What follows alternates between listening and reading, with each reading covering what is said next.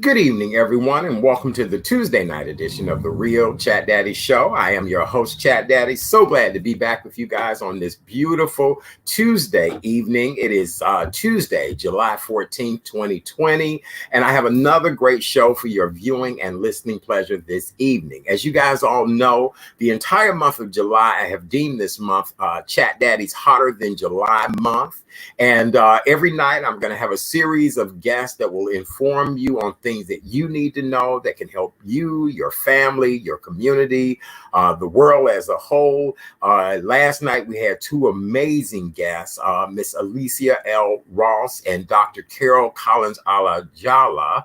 And they were here last night just talking about our economics and how we can build. And even if you have just a few dimes, a few dollars, whatever the case may be, it's important to invest in the stock market, learn where your resources are, and how to just build economic wealth for you and your family. So thank you so much to those amazing ladies for the show last night. Well, tonight is part two of our follow-up of our conversation that we had last week. We had a wonderful time. I'm gonna wait for our co-host to come in so that I can tell you guys all about what it is that we're going to talk about part two tonight. We have a wonderful panel of people who are going to be joining us. It's just not going to be three people. It'll probably be about 8 of us on camera tonight, just to talk about this particular situation. Our co-host this evening is a return guest from last week. He's an award-winning actor, producer, director. He has preacher in his title, but really he is a bishop. He's been my friend of many, many years. I'm honored to welcome him back. He was a hoot last week, and we could not continue this conversation without adding him in this week. Ladies and gentlemen, please welcome back to the show, Bishop Damone Seraphin. Hey, brother, what's up? Hey, it's so good to see you. Hey, everybody, how you doing? It's so good to see you. Listen, it's good to be back on air with you. And as my granddaddy would say, it's good to be seen and not viewed. Yeah, I know absolutely. That. Absolutely. You and I were just talking about the fact that I've lost 8 people this year.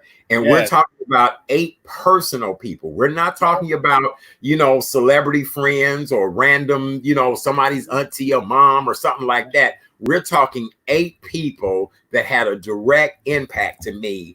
8 people that I take their phone calls, we travel, we eat, all of that. And it's just been overwhelming in so many different ways. So yes, just like your grandfather would say, it's better to be seen and not looked at. Not viewed. That's right. Yes, sir. Yes, sir. In this time we're living in, we just don't know.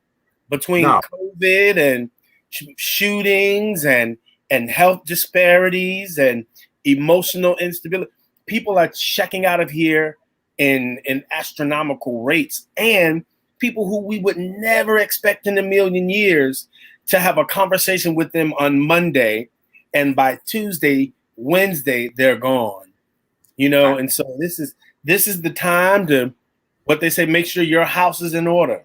Yes. Make sure your house is in order spiritually, socially, culturally, financially. Yes. Make sure your house is in order, because the other thing people are doing, they're leaving here and they're leaving us behind with a mess. Yes. Leaving here with no insurance. We don't understand what the requirements are for them when they leave. We had a friend a few weeks ago who passed away. We didn't even know he was sick. He kept it to himself.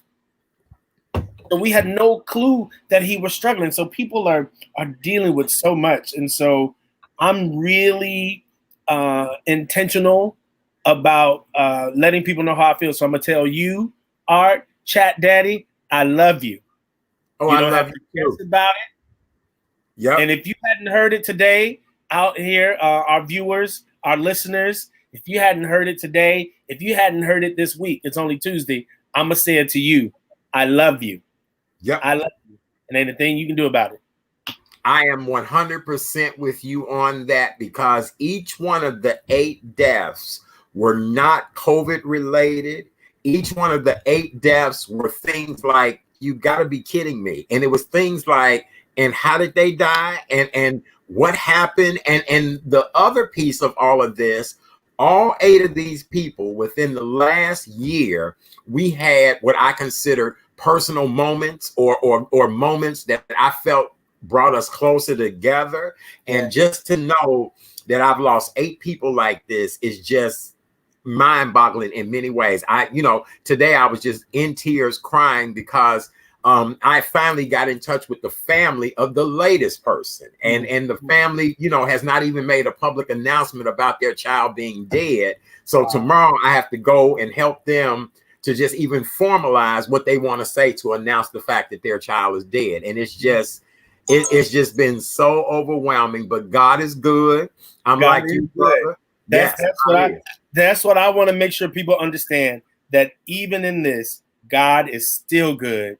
God is still sovereign. He has not forgotten us. He has not forsaken us. Be not dismayed, whate'er betide. God is still in the caretaking business. So, as people are leaving here, we are left behind. And so we're left behind to pick up the pieces and trudge forward, and knowing that we're not doing it in our own strength. You don't have to do it in your own strength. And so I guess this is also a PSA for people who are struggling, reach out. And for those of us who are watching and listening, and we know that people are struggling, reach out. Because listen, my grandmother would say, it's getting late in the evening, sun's going down.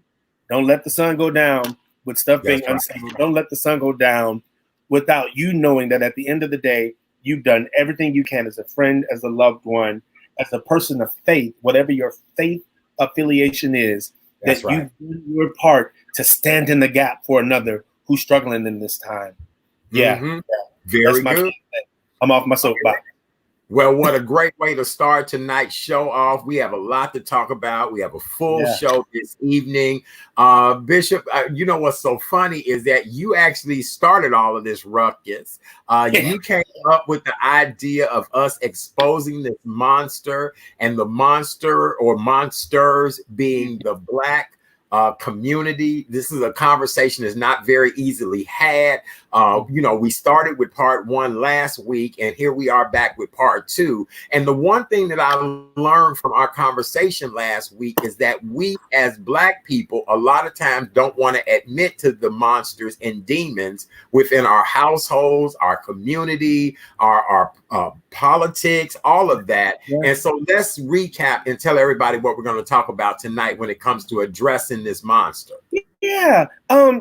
For me, there's so many things that we're fighting. And even since our last conversation, I've gotten deeper revelation about this thing, that with all of the things that we're fighting, with all of the social injustices, with all of the issues with police, hey, Debbie Green, all of the issues with police who are hunting down Black and brown people in the streets like animals out of control, that as we are fighting those injustices, the challenge is for us at the same time is to look within. We were talking about the number of shooting deaths in our communities, and that those people who are perpetrating these deaths, those people who are the gun holders and the trigger pullers, that in our community, they go hidden, they go covered, because we don't want to expose them for whatever reasons. They're family members. We're afraid to be known as snitches. Whatever the reasons, we're afraid to expose the monsters, and those monsters in our community, killing our community, they go unchallenged many times. They go uncaught. And so the responsibility for us, the call for us is, as we're fighting those other forces, we have to hold ourselves and our community responsible to the ones who are taking out the folk who look just like them. So that's the genesis of this conversation. Last week, we got held up in one space, and I thought it was a really good conversation, but we kind of steered away from the center of the conversation, which is about looking in our community and exposing those people who are killing the community and taking the community down. So I'm looking forward to getting into that part of the conversation. We will. Well, I've assembled a wonderful array of people to join us tonight. They have a lot of great information to share with us. And so I'm looking forward to welcoming them in with us at 7:30 tonight. So I want to give you guys the latest numbers on the new coronavirus cases here in Illinois. We've actually had a decline for the third straight day in a row. State officials are reporting 707 newly confirmed cases of COVID-19. Still, the 7-day average of new cases reached 4 digits for the first time in more than a month. So even though we've had a decline, we still have had numbers in the 4-digit mark. The state also reported 25 more fatalities connected to the virus. Meanwhile, Governor J.B. Pritzker announced that he is doing a focus on bars as a potential hotspot for transmission of the new coronavirus that is responsible for these uptick in numbers. He's considering he didn't say whether or not he was considering. California has considered. Oh no, they haven't considered. They've rolled everything back. No nail salons, no church, museums, any of the things that's phase 4 for us here in Chicago and the state of Illinois. California has now shut it all back down. How's everything in New York with the corona situation? You know what? The numbers are also on the decline here.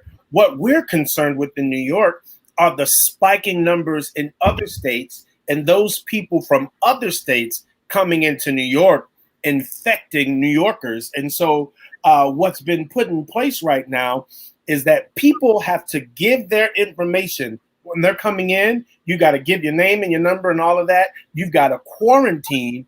And if it is found that you've come from the hot states and you brought this virus in here to up our numbers, you can be fined upwards of $2,000. Yeah, but I'm trying to figure out, how will they enforce that? How will they know? Because between you and I've seen so many people on social media sitting on an airplane wrapped up like damn mummies. Yep. I've seen people skinny dipping. Today is National Nudist Day, by the way. I know somebody in a foreign country having plastic surgery done right now. So I'm trying to figure out, A, what gives you that kind of gumption? And B, do you really need to travel like that? Listen, like I told you last week, I was supposed to preach for our presiding bishop in Cincinnati, Ohio. And a friend of ours, Nick Cardero, that actor, I'm also a Broadway performer, and Nick Cardero was a good friend of ours. And he passed away last week. And so we put the shutdown on any travel. We're like, we're not going anywhere, driving or flying. We're not going. So I'm shocked at the people who are doing it. But what they're saying here in New York is that if travelers fail to provide the information, they could face a $2,000 fine and perhaps a hearing for a mandatory quarantine. But besides all of that, the numbers have been down. Cleaning and disinfecting in the city throughout the state have been up. And so the death toll is starting to go down. And so things are looking better here. Yeah. As of Sunday afternoon, there's a total of maybe 401,706 people who had tested positive for COVID-19 in New York. And with the state's death toll, the total death toll in this state as of Sunday was 24,979 people that we've lost to this virus. Wow. Yeah. So it's still, we cannot play with this. No. I was just listening to a pastor who got on and said, I don't care what they say. We can't squelch the power of the Holy Spirit. We're going to open our churches. We're not going to social distance. And I said, let me know what you want preached at your funerals. Right. Let me know. Yes. Amen. All you're getting, get an understanding. And these are preachers who are gabbing their gums without any kind of real understanding. We can't be so heavenly minded that we're so earthly off base, right? This is still a virus that demands our earthly and carnal attention. We can pray and the Lord is faithful to hear us, but the Lord's given us common sense. And I believe that the Lord has kind of allowed all of this to get us to a place of stillness, but we're bucking against the stillness and we're paying the price for not being still and knowing that God is God. And so God let you know, if you don't be still, you're going to count yourself out of here.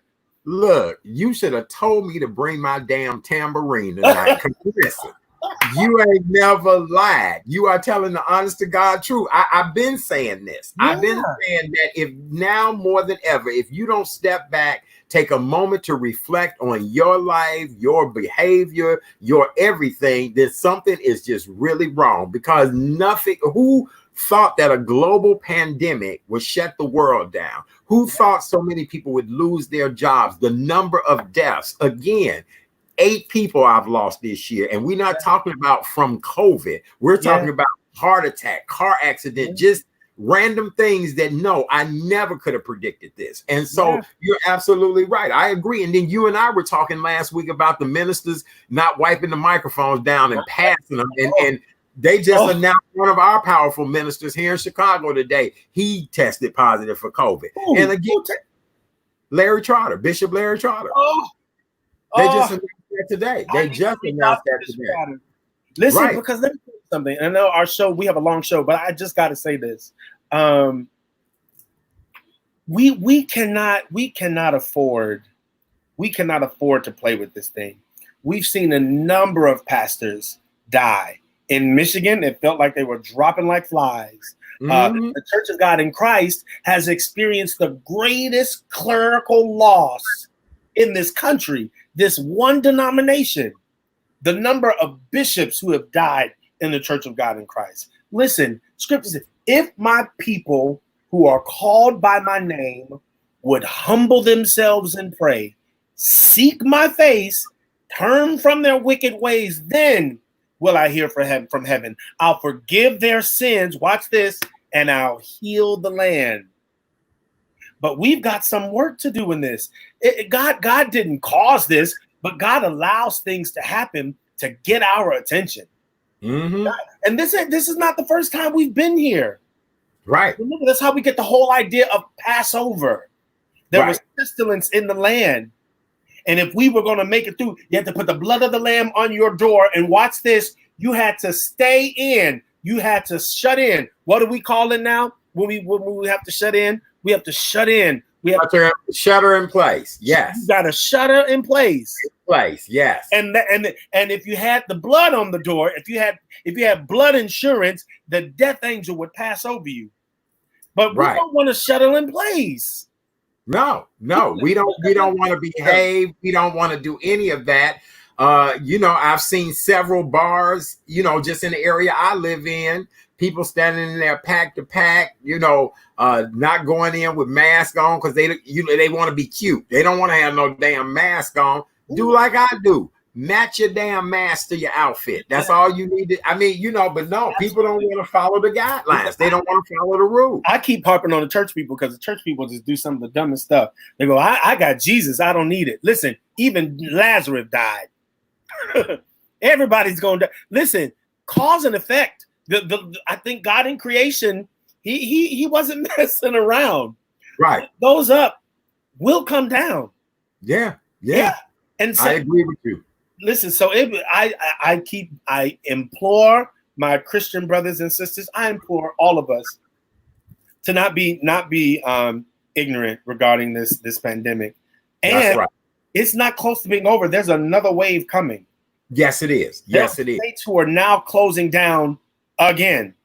That's what I was going to say.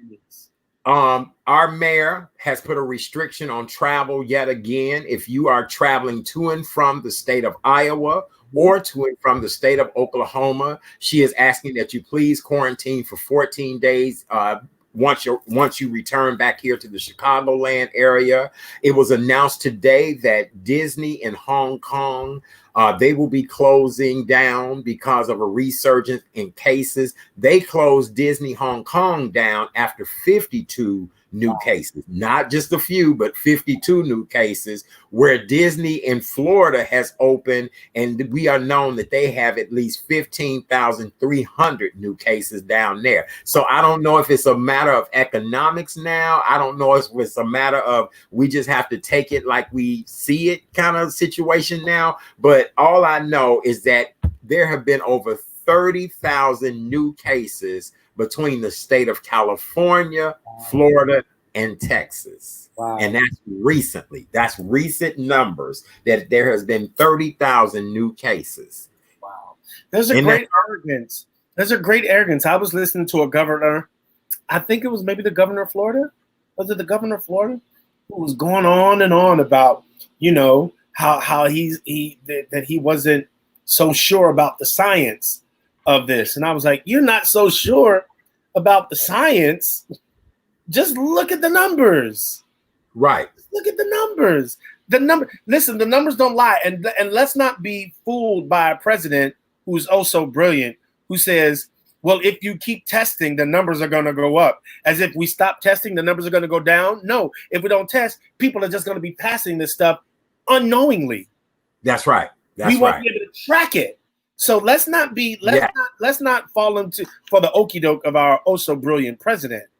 And that's president with a small p, lowercase p.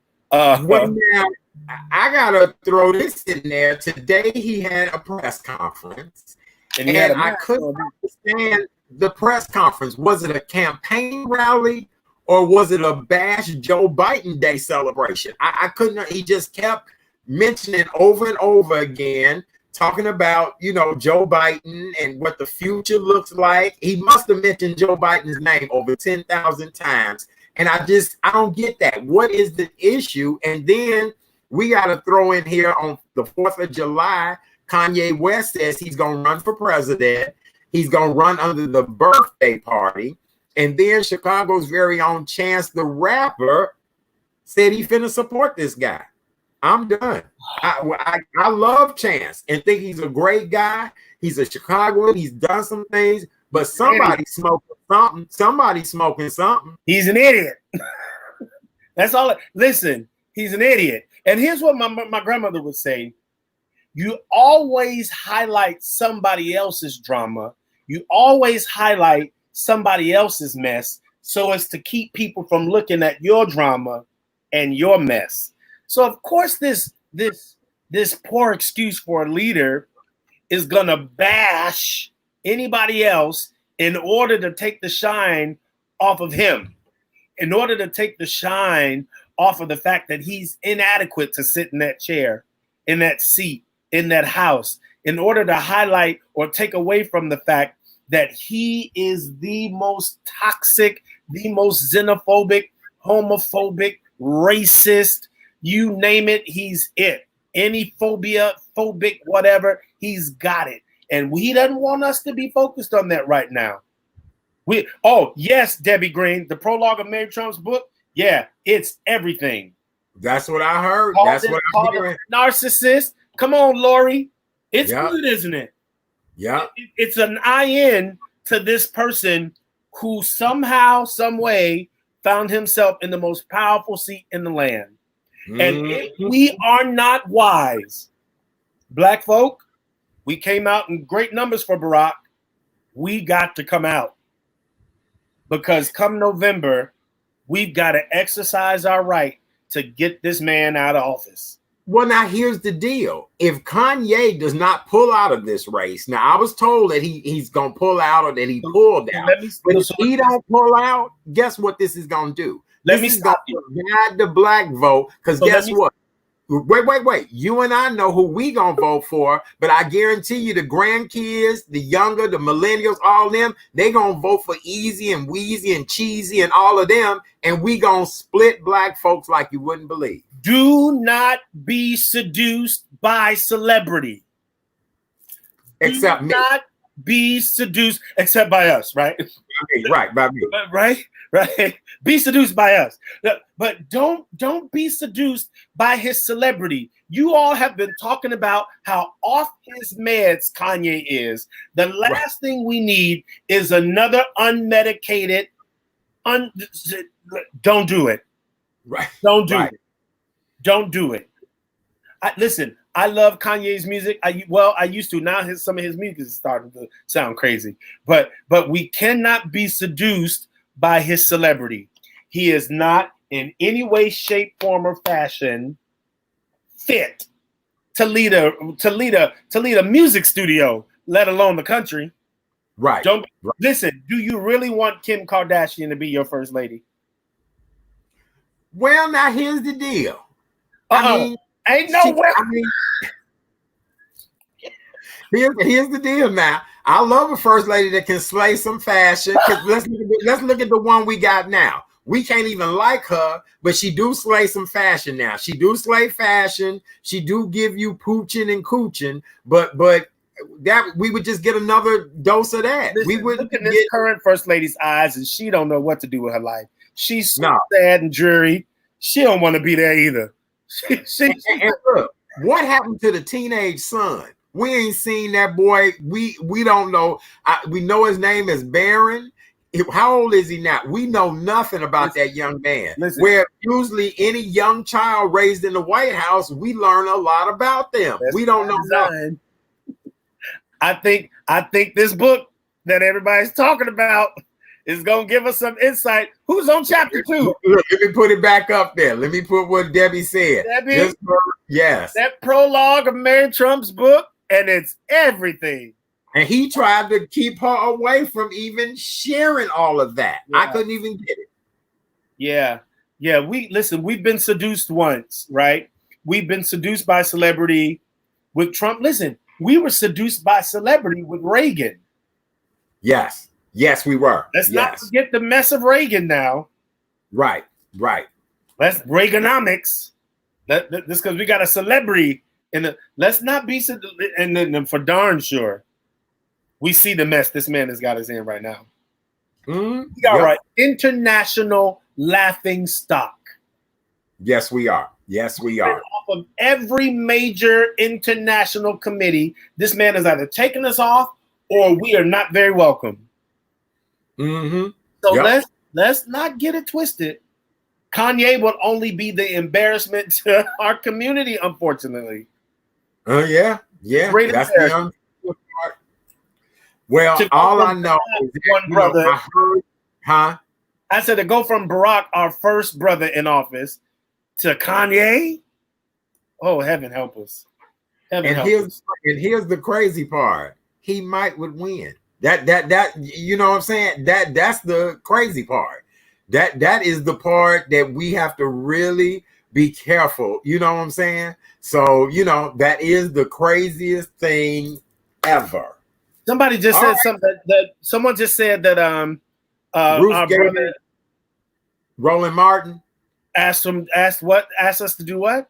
For us to pray for Supreme Court Justice Ruth Gator. What is that? Ruth Ginsburg. Is she? Yeah. How's she doing? Bader. Yes. She's not well now again. Hospitalized. They put her back in the hospital today. Yeah, she's been struggling for a while. She has, and God bless her, and hopefully she'll get better. But she's back in the hospital. She is. Wow. All right. Well, Bishop, anything else we need to cover in hot topics real quick before we get our roundtable discussion I think going? this is the perfect lead-in to our conversation. Okay. We were talking about all of our guests are lining up in the green room. I see them all coming in. Listen, because this is gonna be the best way to get us in. There was a brother, a young man, who worked his way up through Harvard Law School, getting into. I saw it. His life has been no crystal stair. The beginning of his life, up to age 8, according to the article, said that his life was perfect. Mom and dad were together. They were thriving. Watch this. Mom went to another country, splitting the family. Dad fell upon hard times. And watch this. The child's life went on a downward spiral. Hated school. Was suggested that he go back to school as a special ed student. Money was so bad that he was not able to keep himself warm at home. He slept with a coat on at home. And he would fall asleep in class because it was so warm that his body would fall asleep. He was in a bad way. But his father made another decision. His father made a choice to get some help that would change the course of the child's life. I think I just said something important. I feel like I'm preaching right now. No, you're doing a great job. Are you kidding me? Listen, the father made another choice beyond where he was. Oh, I feel like preaching. Beyond where he was, the father made another choice, a better choice that will change the course of his son's life. And so now his son not only made it through college, but is now going through law school at Harvard University. You can't tell me what happens when a father makes a different choice, a better choice that will change the circumstance of his family.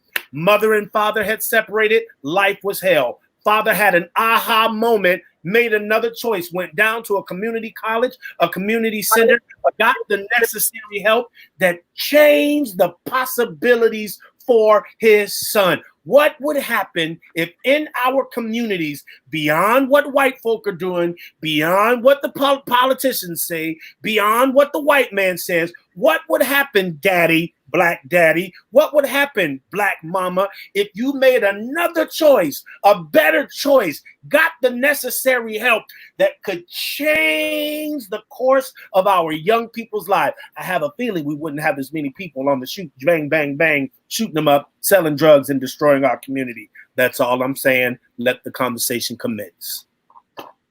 Yeah, all right. That's after we pass the collection plate and get you a glass of water. You even look, I got to learn how to wind up like you did. You really are a preacher. You did the I love that.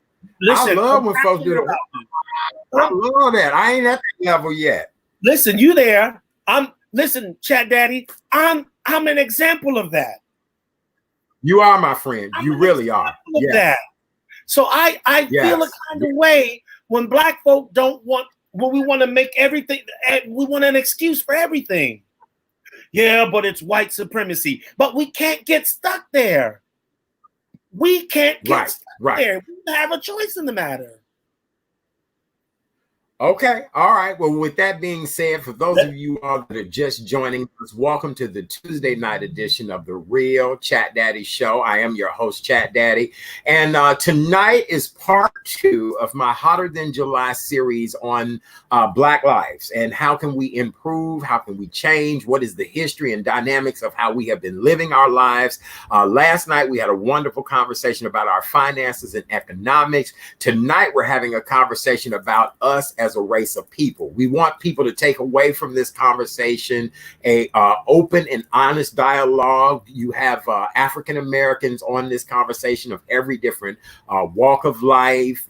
You name it, there's a dynamic and situation represented here. Tonight, I decided to invite more people into this conversation because we want more back history. We want to hear from more men, more women. We want to keep this dialogue going because this is the only way that we can help our race of people as a whole, as well as we want other races to understand us as well too, because I think, Bishop, the breakdown has been is that there has been the black way to communicate and then there's been the white way to communicate. And I think that it's somewhere there's been a breakdown in how we've been communicating with each other. And that's why we definitely do not understand each other the way that we should.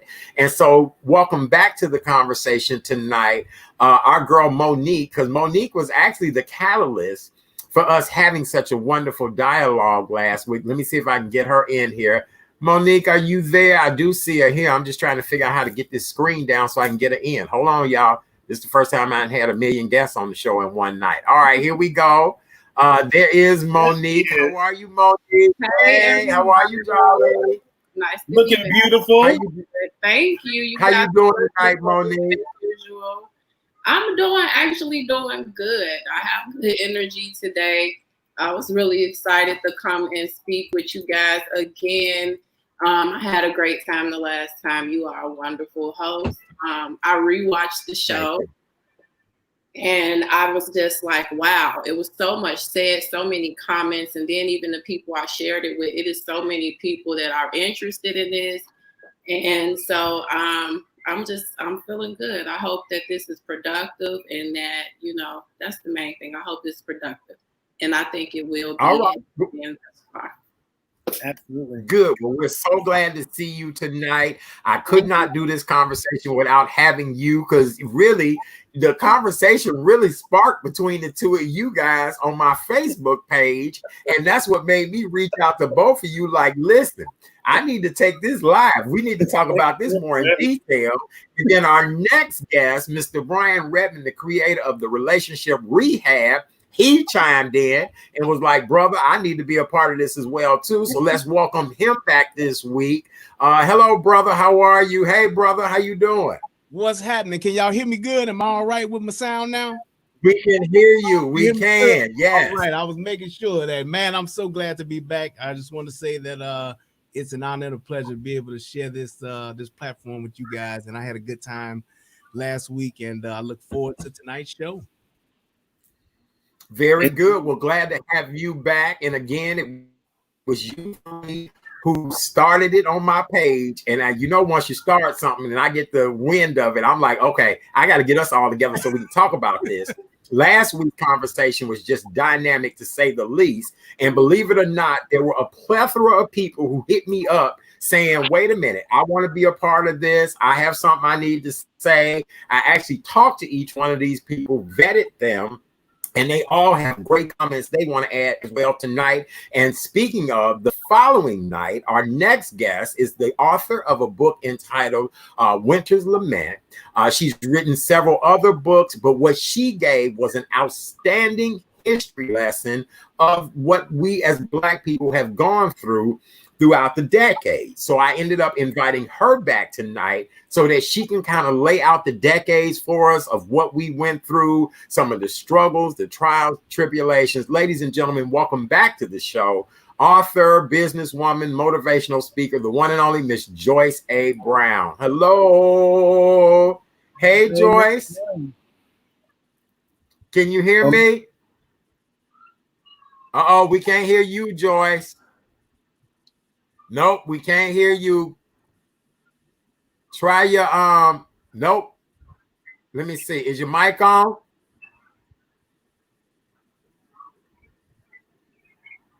How about now? Sometimes when that happens, if it's a mute thing, she should just be able to unmute. But if it's still doing it, what she probably needs to do is sign out, sign back in, and when she signs in before she enters the studio. Let's try this now. Get the right thing. He's on mute right now. Oh wait, it's saying she on mute. Joyce, unmute yourself. Let's see. Uh-oh. Nope. Let's try it now. Can you hear us? If not, Joyce, go out and come back in. Go out and come back in, and we'll bring you back in. All right, let's do this and try her out in a second. All right, let's move on and bring another person in. This gentleman was listening to the show last week, gave a lot of response and feedback, and thought this was great. He asked, could he be a part of it? He and I ended up talking, and that's how he is actually here with us tonight. He is Mr. Jerome Brown. Ladies and gentlemen, welcome him to the show as well, too. Hello, brother. How are you? Super fantastic. How are you guys doing? Good. How's it going, man? Good. Glad rainbow of colors in one color. I like that. Exactly. Yes, it is. Yeah, look, we like the International House of Flavors. We are. So tell everybody a little bit about yourself and what sparked you to want to be a part of this conversation tonight. First of all, I was so enthused by the conversation as a whole. You all hit a lot of top points. And it was just some disagreements that I heard, and that's with what I follow. So I wanted to get on and be heard, and let the truth be told about our people, because we don't control media. And Chat Daddy, you understand that. We don't control the media. We don't control TV, newspapers, and things like that. So we get a false sense of who we are. And we are easily able to point at like black on black crime, which there's no such thing as that. And if it is, we got to talk about white on white crime. I've been an elected official. I've been in the NFL. I've been a business owner. I've been on the streets. I've hired, I worked for a company where I was an employment placement specialist, where I hired low income and no income. I've hired people with no GEDs to master's degrees. I worked with at-risk kids from the Roseland, Inglewood, the west side of Chicago.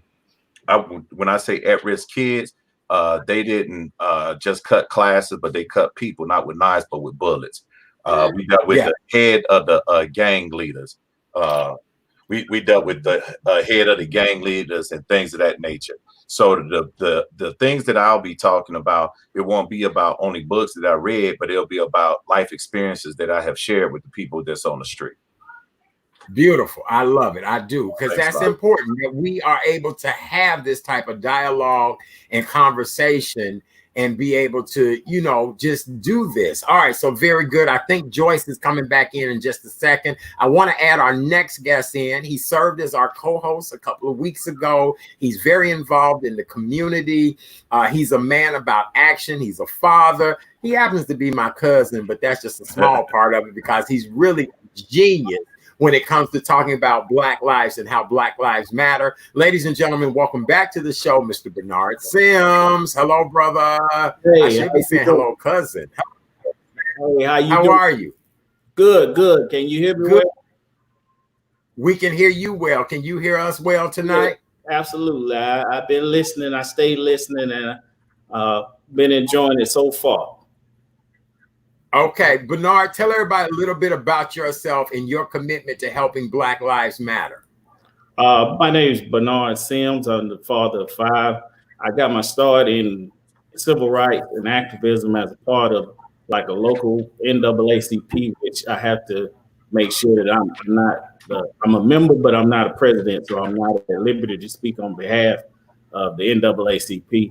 But I have to acknowledge the information that, you know, through executive leadership training, I learned a lot on filing complaints.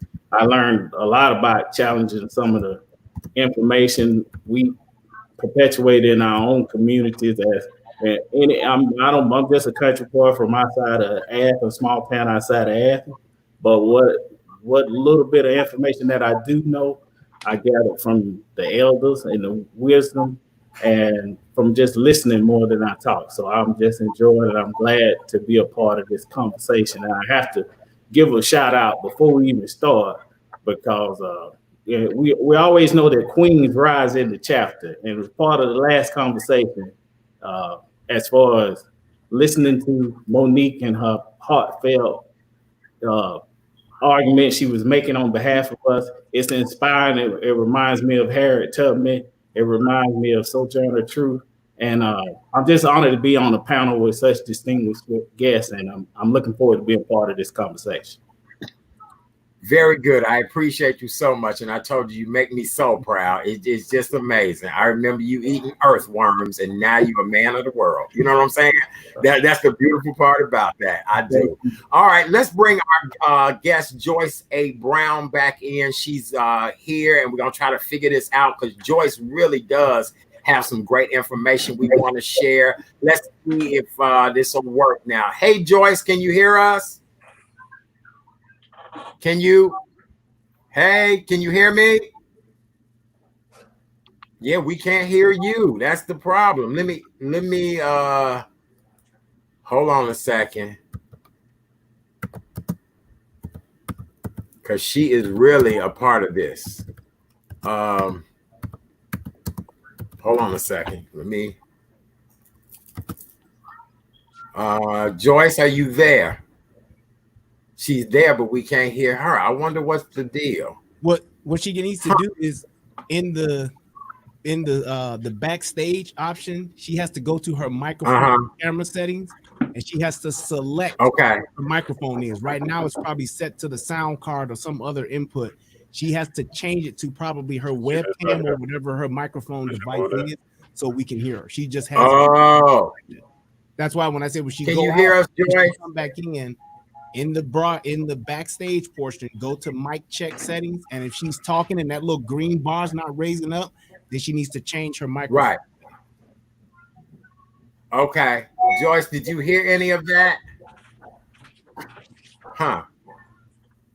All right. Well, let's get this dialogue started. And what we'll do is figure it out and bring her back in when we get a minute. So last week, we kind of left off at an odd and weird place where we didn't actually talk about what is the root cause of why we've had so many issues and problems. Is that right, Bishop? Is that where we were? Yeah.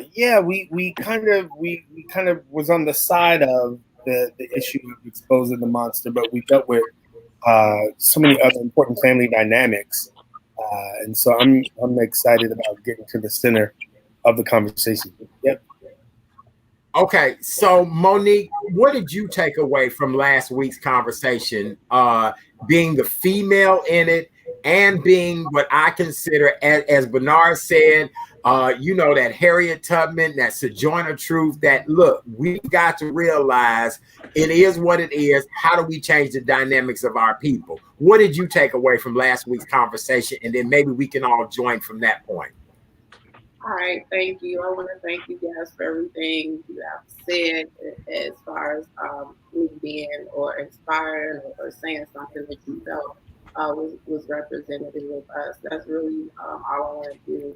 As far as what I thought was the most thing that I took away from that conversation is just that we all have basically different ideals, but the same goal, and I feel like that's really what I want to do is for us to come to some type of meeting. Like at this point, finger pointing is not the thing. I still stand with what I was saying last week as far as it's not being solely on the woman. I don't think it's solely on parents. I think that a lot of this stuff is so systematic and embedded within our community.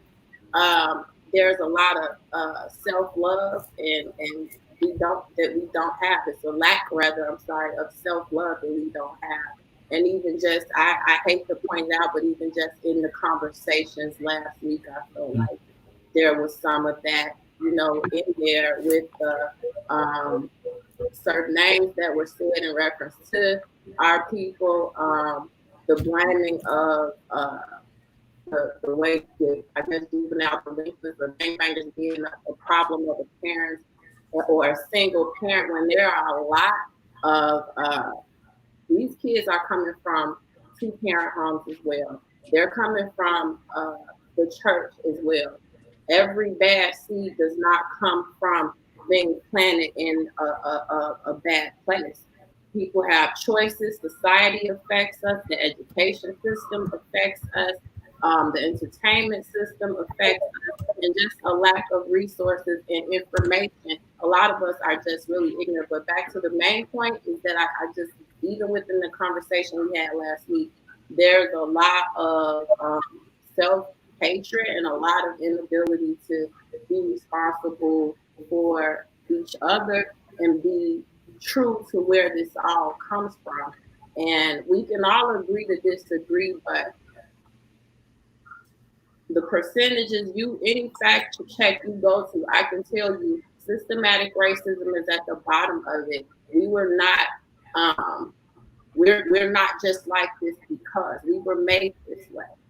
We were made this way over centuries of time. So when you say that it's the parents, who started not being in the home as a father? That's the slave master. That was the first deadbeat dad that made babies and not did anything about it. The rioting and looting, we get that from the culture of America. That's the way America has always reacted to we don't like something. So that's indoctrinated in us. So today I just kind of feel like when we address things, and I'm not trying to tell anybody what to do, but when we address things to make sure that we're seeing it from a responsible place, because you don't want to not only offend people, you don't want people to stop listening because they're offended. I think y'all have something great to say. It can be said without, the N-word. It can be said without making fun of at least that's the way it was taken. People I saw. So I don't want to talk too long on that, but what I did get from it, everybody is passionate about what they think and believe about the community, but let's all be clear on who we represent. We represent our people. We don't represent any other community. We don't represent any other race. Whether we want to agree to that or not, the reality of it is that everything our brothers and sisters do is a reflection on all of us. Very good. Joyce, can you hear us now? No. Oh, she can. But we can't hear you. That's the problem. Because I'm curious. Let me ask you this. Who else heard last week's conversation, and what did you take away from that conversation? Jerome, I'm going to come to you and find out what you thought about the conversation. With last week? Yes. Yeah, like I said, it was super interesting. Everyone had some valid points, but the misdirection is like what Monique was just saying right now. It's a learned behavior. And I hate the point when Black people basically saying that we should be held accountable. And I get that. You understand what I'm saying? But you can't teach a pit bull how to fight for 5 years and let him out the cage and think a kid will be able to rub him. One of the areas that they talk about a lot is about how violent Roseland is. I grew up in, I was basically born in Roseland. And Roseland been violent ever since we've been there. And I'm talking about in 1969. But it wasn't riots and things of that nature by Black people. It was by white people. They used to meet our parents at the bus stop on 112th and 113th Street, and their choice of weapon was Coca-Cola bottles and knives and golf sticks and baseball bats. You wasn't allowed to get off the bus in Michigan after 6 o'clock. The neighborhood had to walk up to Michigan and walk each parent back into the homes of Roseland. The only thing that you could do on that Michigan bus was go straight out to the gardens. But now it's a big thing that Roseland is violent. I'm telling you, I could go back to 1969 where Roseland has always been violent, always had bloodshed, but that's not what we talk about. So now when we're doing it, right, the media have the camera front and center in our face, and then we agree with them. We didn't bring dope to our neighborhood. We didn't close down the businesses. And all I'll say is this: let's change roles. Let's put white people in areas like Inglewood, the West Side, and Roseland, and see how they survive.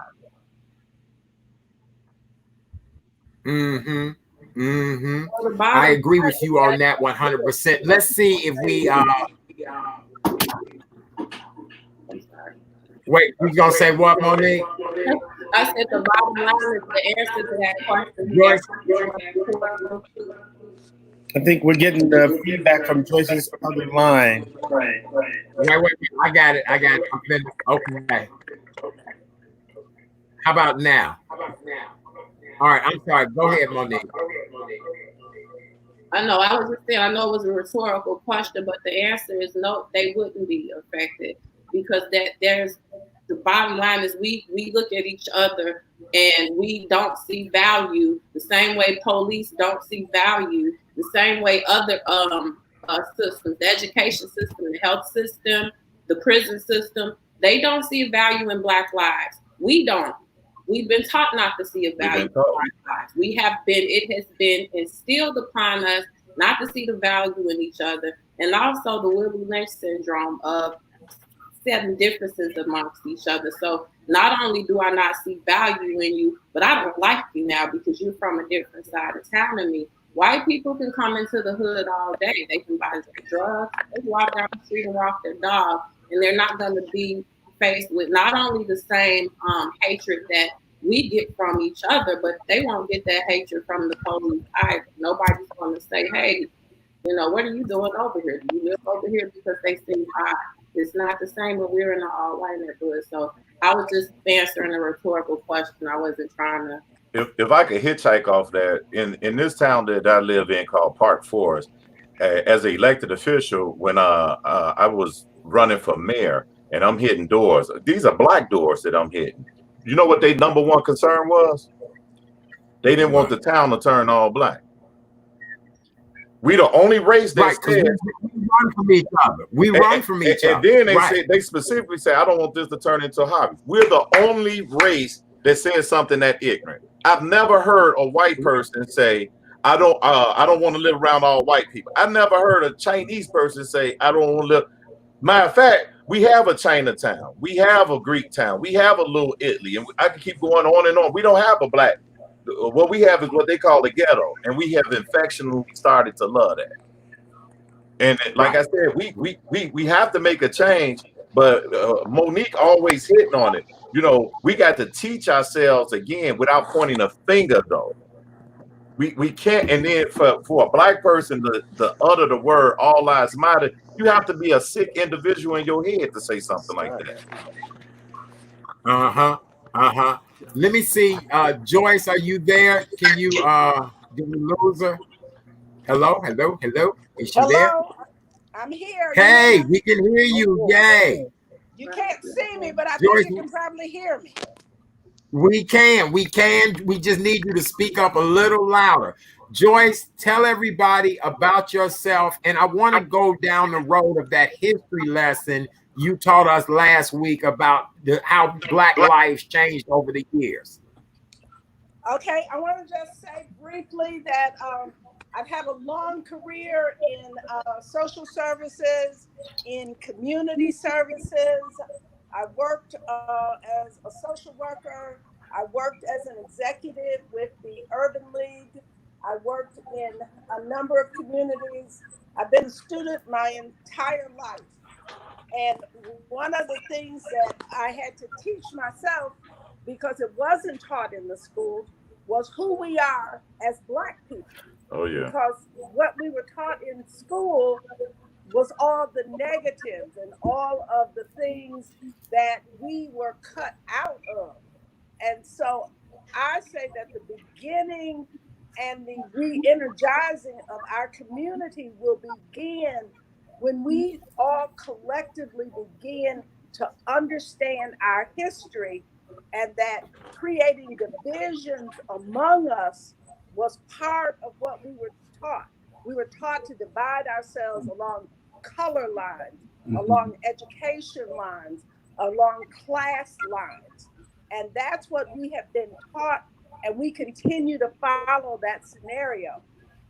As we begin to go back to Africa and understand where we came from, that it was not some dark and distant continent that was not worth anything. We understand that civilization actually began in Africa.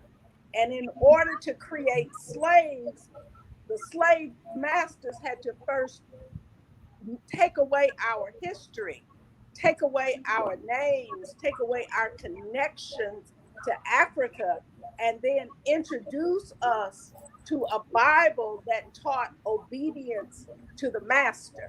So I think that's part of what we have to go back and teach ourselves.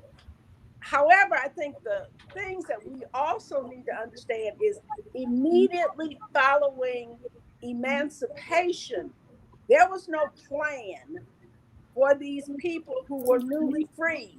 They didn't get any money. They didn't get any land. Everything that they acquired, they had to acquire on their own. So in many respects, we have to have a lot of respect and admiration for those people between 1865 and 1900, because you could think of people who started schools. When you see HBCUs now, those really started as schools to teach newly freed people to read and write. And it wasn't just children, it was adults as well. And they became not just high schools or schools, but then they became universities that we revere now. So there was a great deal of work done just to get people educated.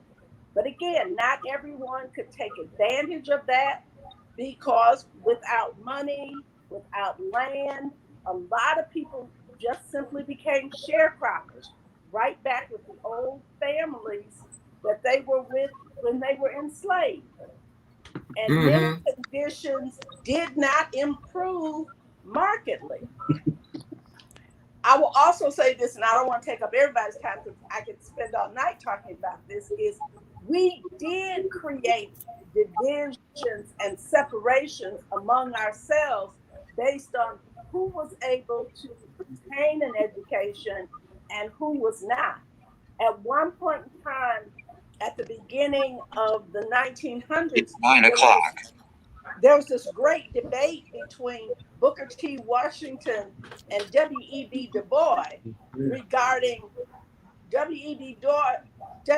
Du Bois wanted to see the talented 10th, those people who were able to achieve at the highest levels, become the leaders of the Black community and the country. Booker T. Washington talked about dropping your bucket where you are, getting an education, learning how to farm, getting yourself together as a people. The interesting thing that most people don't talk about is by the time those two men became old, they had both switched opinions. They had both changed. And part of that was learning that you needed both. You couldn't have an elite without having people who were working. Again, I think that's something that we have lost in our conversations with one another, or sometimes we talk so fast or we talk in shorthand that it seems like we are undermining each other. And that's something we've really got to begin to work on. I couldn't agree with you more on that, Joyce. Mr. Relationship Rehab, I see you sitting there contemplating. What do you think about what has been said so far now that we've gotten some of the back history of all of this? I guess my thing is this, because I know I was one of the main people who was essentially calling things the things that they are. And even though it may not be done in a nice way, or it may not be done in a pleasant way, you know, it could be offensive. But one of the things that I always say is just learning from life is, you know, if somebody's going to offend me, I don't mind as long as you're offending me to good works. And a lot of times in life, we try to get caught up in the minutia of necessarily how a thing got started, how a thing happened, why did it happen. And it's okay to look back and learn from your history, but I think it's a bad thing when you focus on what had happened back then. Where you're at right now, what we do with today, what we do going forward is what matters. Is what happened back then something to absolutely be aware of and acknowledge? Absolutely. But it can't be your focus.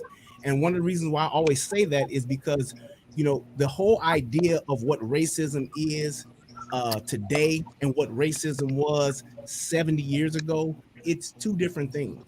And what Martin and Malcolm and Thurgood Marshall and what they were fighting for then, that's not the same fight now.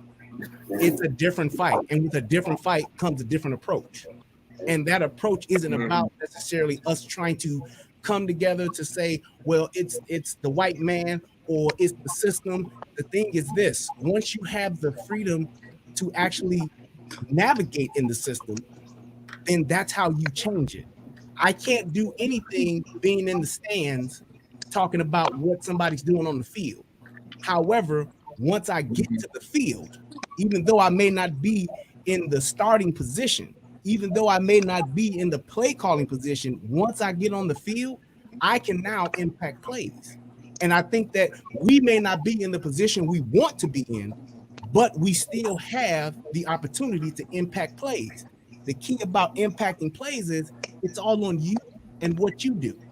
It's not about, oh, well, you see that the referee is cheating or the umpire ain't calling ball or strikes. When I was coaching Little League Baseball in Roseland for over 20 years, that was one of the first things we taught our kids: don't argue with the umpire. Because the umpire, he's doing his job. We need you to do your job. You let us deal with the umpire. All I need you to do is play your position, and I need you to use the tools that we taught you in practice. I need you to do that on the field. So if we get to the point to, okay, what has happened, we get it. But where we're at right now, what can we do as the players to actually change that? It's about us taking care of us first, as opposed to saying what the referee is doing, what the umpire is doing, and what the coach is doing. Okay, I love that. I do. I'm gonna go to you, Bernard. I want to find out what your take is on all of this. I'm gonna come back to you, Bishop, and then Jerome, I'll hit you last. Go right ahead, Bernard.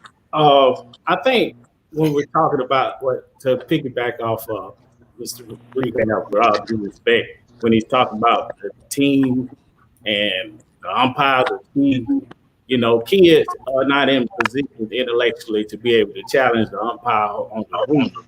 But we're in the situation as adults and leaders that we have process and we have words and we have tools at our disposal. And just like Mama Grizzly Bear takes care of their kids, we have to have an affinity and an affection for our own. And we don't get that by what the older folks call in our community carrying water for white folks. You know, for white superiority to work, we have to carry a component of Black inferiority amongst ourselves and our own community. And how we do that is through language. And one way that I was very disappointed is when I hear the bishop, with all due respect, say last week that, you know, we said it tonight, these monsters and these demons and these kind of people on the street corner. And what they are is souls that need to be saved and young boys that need to be helped. And what we need to do is challenge those systems and correct them and give them other options and opportunity. Because when we accept the label of Black on Black crime, here's the deal. If you go to China right now, guess who's committing the most crimes in China? The Chinese people. Chinese, right. If you go to Italy, who's committing the most crime?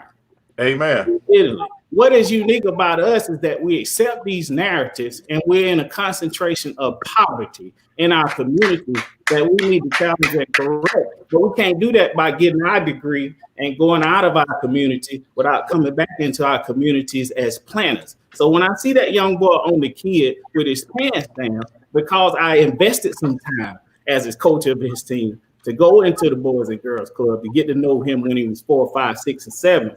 Then when he sees me when he's 15 and he's smoking some his pants down, he said, "Oh, put that out. They're gonna miss Sim." Yes, sir. I've invested in that community. But what I was saying about the crime as far as China and as far as Italy, crimes are crimes of proximity. The whole thing that's unique about us is that we accept this narrative. We don't hear Chinese on Chinese crime.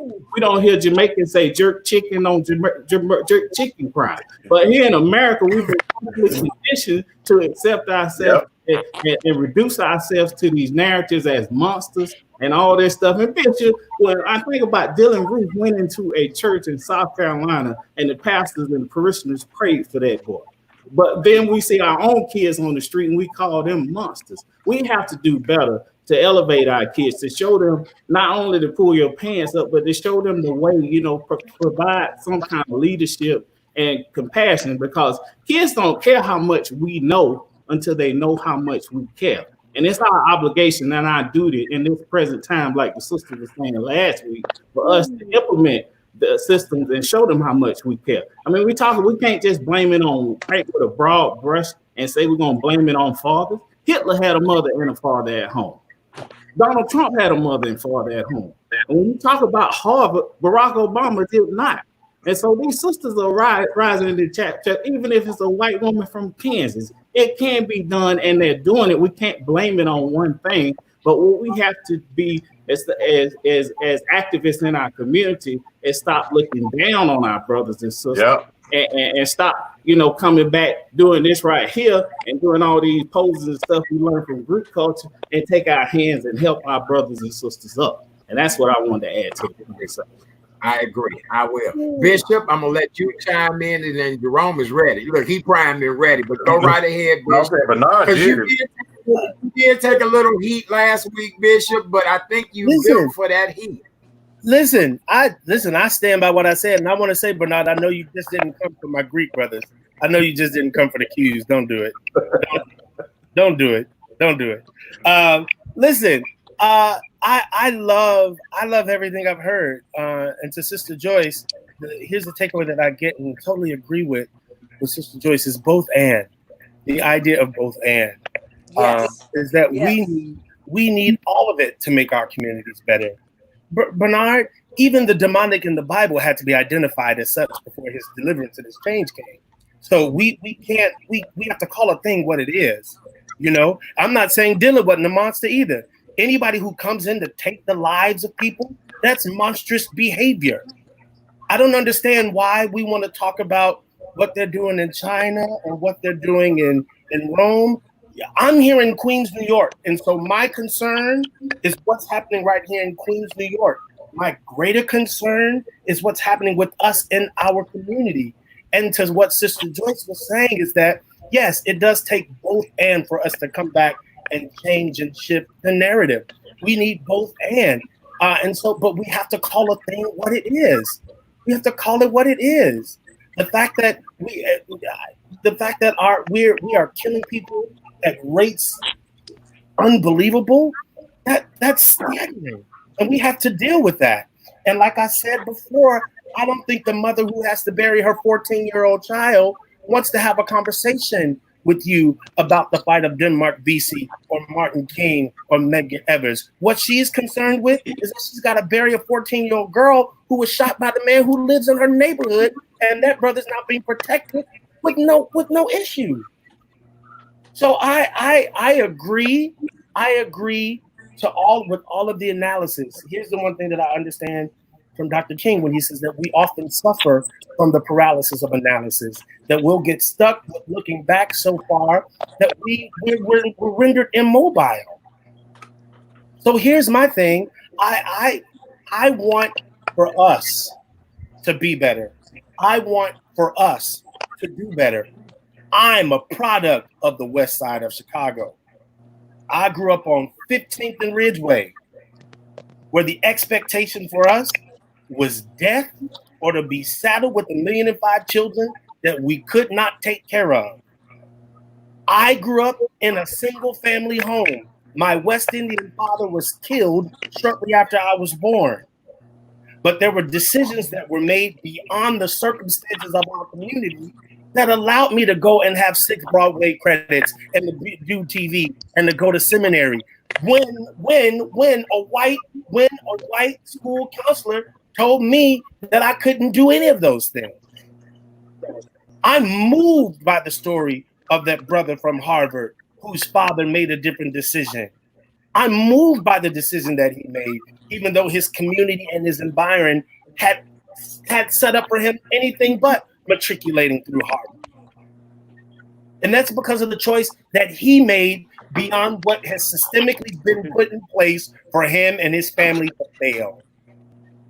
So I'm not interested in talking about what's happening in Rome. Let the Romans deal with Rome for that case. Right now, I'm interested in what's happening on the West Side of Chicago.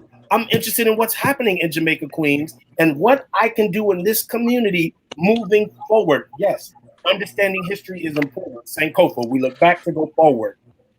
But I can't be stuck on what used to be Boulevard. I can't be stuck there. We have to move forward. Learn it, what you want to add? Know it, but we've got to move forward. Okay, very good. Thank you, Bishop Jerome. Go right ahead and add something to that. And Joyce, I'm gonna come back to you. One thing I can say is I could appreciate the conversation, but we getting back into the nonsense, and that's with respect. I'm head on. Don't say nonsense. I didn't interrupt you, Bishop. I didn't interrupt you. But I don't want to. I didn't interrupt you. I did not interrupt you. Let's respect each other. I didn't interrupt you. That's the disconnect for us. Okay. But you said that I didn't agree with. That's okay. We can disagree without being disagreeable. Okay. And I'm a grown man. You can't tell me what to do. This is the problem that we have because we want to argue. Right. Go ahead. So as I was saying, Bernard was right on the money. And then this stuff about you're not concerned with other communities, then don't talk about this community.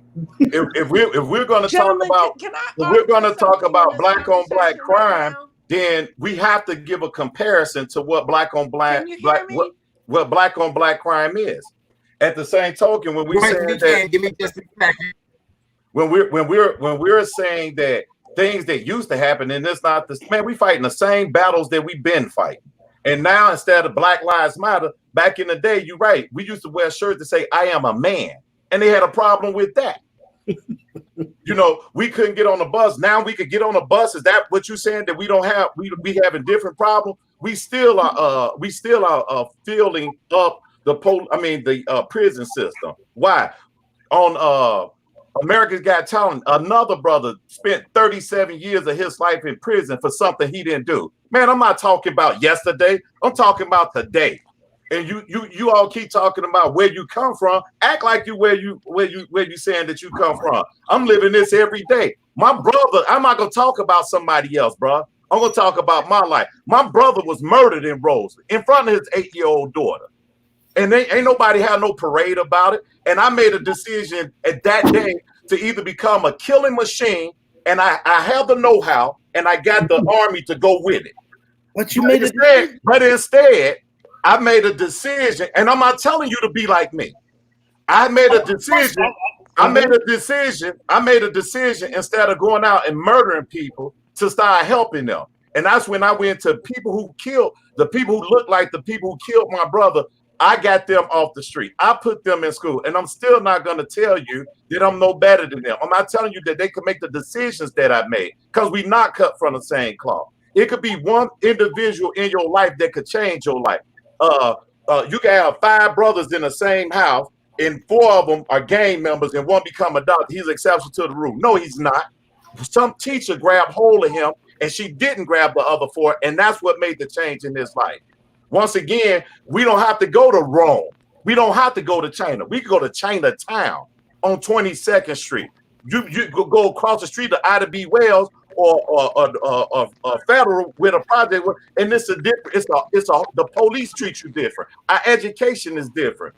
The men of our house are broken. If you know your history, when social workers used to come out to the household and they saw a pair of shoes, they cut them off assistance. So black men, because they cared about their families, they left their family. They came here to Chicago to provide for their family from the South with a 3rd grade education, got jobs, and then lost. I know the history, bro. I'm fighting this fight. And then when you start talking about, I bet you right now, Bishop, let me ask you a question. Name me 3 black leaders. Is this my examination, Jerome? No, this is for everybody. I'm not talking. I'm because I think you're intelligent. I think you're intelligent, so I want everybody to hear. Thank you for the affirmation. Yes, give me 3 black leaders. Here's my question for you. Give me 3 black leaders. Question for you, Jerome. So you can't answer a question with a question. Well, listen. Here's my question for you. Hey, Bernard, could you give me 3 black leaders real quick? Tamika Mallory, Farrakhan, and Minister Al Sharpton. Now name 3 white leaders. Time up. You're not gonna find them. And that's why we messed up as a people, because these fake leaders that we got, see, when these politicians want to be elected, they don't go to Bernard. They don't go to the relationship rehab. They don't go to Monique. They go to our fake leaders and they say, what you need? And they give them something up under the table or above the table, because they bold now. They get them pot. They extend them churches. You know, the biggest business we have in our community right now are churches. And they're not taxable. And they don't hire nobody. And I don't disagree with you. But the politician go holler at them. Now we got 3 or 4 churches. Here go the problem. We got 3 or 4 churches on every. Go to Roseland. Let's deal with that instead of killing. If there's so much God in our community, why is so much killing? Because the preacher's getting paid. Every preacher that I can tell you, and don't believe that I'm an atheist, but every preacher that I can tell you got a big ass beautiful house. They got 4 or 5 cars. They kids got them. They white got them, and their congregation is going to church with holes on the bottom of their shoes. Listen, that is a fight that I fight every day. So I don't disagree with you on that either. So can I? Okay. All right. I don't think we disagree. I don't think we disagree. I think the question is, how do we move forward, Jerome? Don't text me. I got 400. Right. Okay, I'm going to ask you. Stop saying not look back. You answered right. Stop saying we got to know our history to know where we're going. Absolutely, we got that. So if you tell me, hey Jerome, don't go through the alley. I went through there yesterday and got knocked out. the rehab say, Jerome, don't go through the alley. I got knocked out a week ago. And then I tropped down the alley. I get knocked out. I should. I listened to what the past have produced in that alley. And I refuse. So we got to know what our history consists of. Jerome, you still haven't answered the question. If you stop interrupting me, Bishop. Okay, because we keep going back. What I'm saying, we have to learn. We have to learn from our history. As the referee here, and Debbie said the same thing too. Ding, ding, ding. Hold tight, because I get it. I see both ends of it. I do, and this is a healthy conversation, but hold tight now, because I know Relationship Rehab want to talk about the black crime, but Joyce is now back with us. Joyce, of you hearing all of this and knowing our history and knowing the struggles we had, where are you at with all of this now? Can she hear me? It like she froze again. Oh, no. Did we lose it? Oh no. Okay. We'll go to Relationship Rehab. Brian, where are you at with all of this? So when we talk about black on black crime and it being a false narrative, the only thing I can say to that is we can look at the numbers that's on the DOJ website, which most people do. We talk about that all the time, and you can clearly see who's committing the crimes. Yes, there is a such thing as white on white crime. Yes, the people that are in different areas, most people in that area tend to commit those kind of crimes. But one of the things that Jerome said earlier was talking about poverty. And those areas that have poverty, which is one of the things I talk about, is class. That ain't got nothing to do with race. And the reason why I say that is, when was the last time that there was a record number of shootings in a trailer park? Those are white folks. Okay. And just like how we call ourselves black folks, and then we call ourselves and we call those less desirables niggas. Mm-hmm. White folks got their niggas too. They call them white trash. Yeah. That's exactly who they are.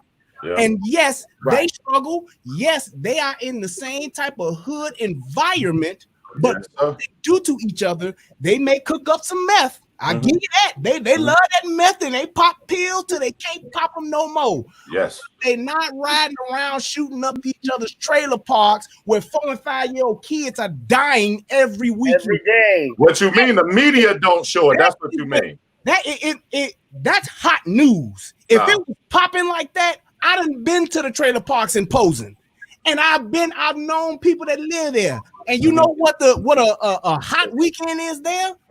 2 drunk people or 2 high people fighting it out. Maybe somebody gets stabbed, and maybe somebody will flash a gun. So yes, they do have violence. Yes, the police come through there just like any other poor neighborhood. But what we're doing in our neighborhoods to each other, it is unmatched anywhere in the country. Because our mentality is unmatched in the country. Chinatown, 86 people. Well, just let me finish, and you can have your chance. Ain't no 86 people getting shot in Chinatown, Greek Town, Boys Town, or any other town. Not true. That's all I'm saying. So it's not a thing of saying that the crime that's going on is non-existent. It does exist in other areas, even in the lily white suburbs. It's crime that happens out there. But you talk about a place like Naperville, you talk about a place Buffalo Grove. Yes, you talk about out there. They may have where Michael Jordan live. I forget the name of that damn. Kenilworth. Yes, you may have 1 or 2 murders that happen every 10 years. So yes, there's crime that goes on, but because of the demographic and the class of people that are there, it's different crime and it's different levels. Because of the poverty in our neighborhood, we need to be focused on class instead of the white man. We need to be focused on class instead of systemic racism. Because me going out, riding around in my Chevy, shooting at somebody, that ain't got nothing to do with the white man having it in for me. That's us choosing to destroy us. Like you said, we don't get it because they don't show it because they run the media. And they created a TV show called Most Wanted because of white murders. Then they came back and came with Unsolved Mystery because of white murder. Then they came with Forensic Science because of white murder. And then you talking about, do we have 86 murders by white people? Have you ever heard of Ted Bundy, Jeffrey Dahmer, John Wayne Gacy, George serial killers? David? Yeah.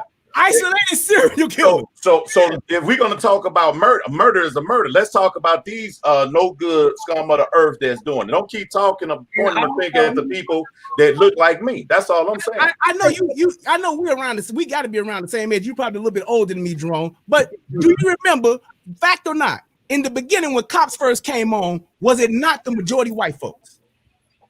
I don't remember. All I know that when I started watching, you asked me a question. Yeah, okay. And I'm telling you, there is majority black people from when I saw it, period. But all of those shows that started with the white murder rate, period. Do your history, bro. I'm not. Most Wanted was the first show that came out. My point is, when you talk about that, and you talk about what was going on then, because like I said, I clearly remember it being majority white folks. However, there were no record number weekend. Can you imagine the last 3 weekends in a row happening in a white neighborhood? Can you remember the time? I can't. But you're not listening, Rehab. You're not listening. The media is not going to show you that. This is what I'm telling you. Hold on, brothers. Because here's the question as the co-host here. Because here's the question that was posed. What do we do about the deaths in our community? That's the question. How do we address the murders that are happening at the hands of black people to black people? That's the question. That's the question. And Jerome, you keep taking us back, and I appreciate that. Education. Educating our own people with the truth instead of lies, like Columbus discovered. We need to teach our kids, number one, about finances.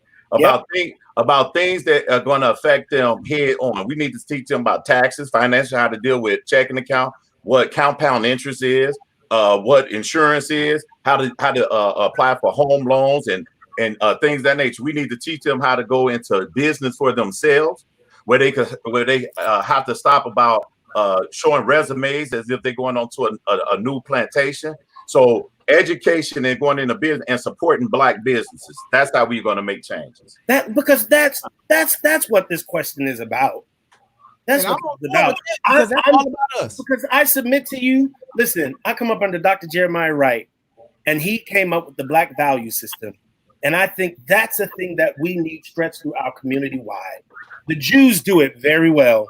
100%. The Jews are for Jews, by Jews, about Jews. They're not worried about what's happening over across. They are worried about what's happening in their community, by their community, with their community. I'm saying, Brother Jerome, listen, I'm not worried about the other communities. I'm not worried about that. I want us to focus our energies here, because once we become whole, then we can go out.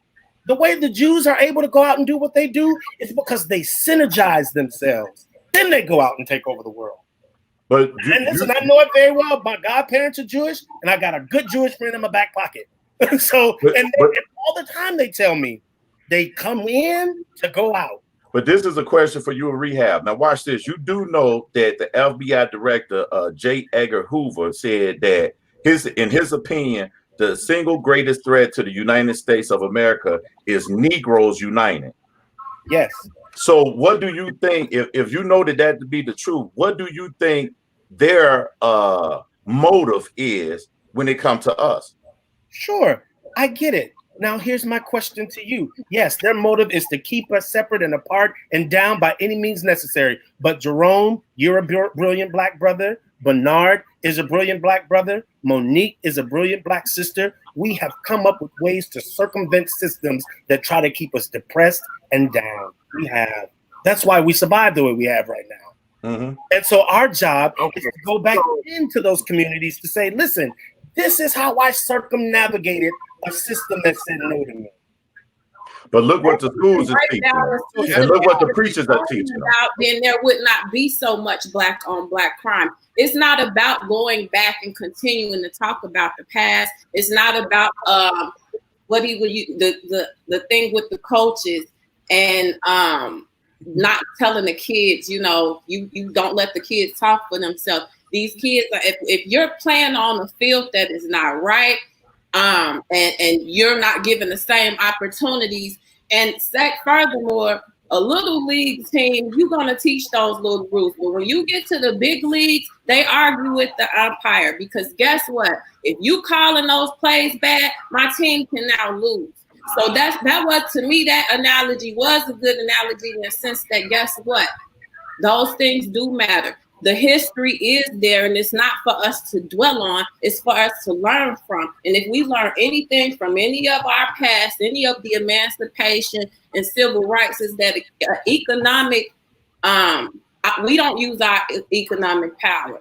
And then the ideal that the politicians, they go to the churches and they go to the places where they know votes can be bought. Nobody's talking to these young people, but there's no way that you're going to change Black on Black crime until you do change the system. And until we decide we're going to talk about it and not ignore it and say it's an individual thing.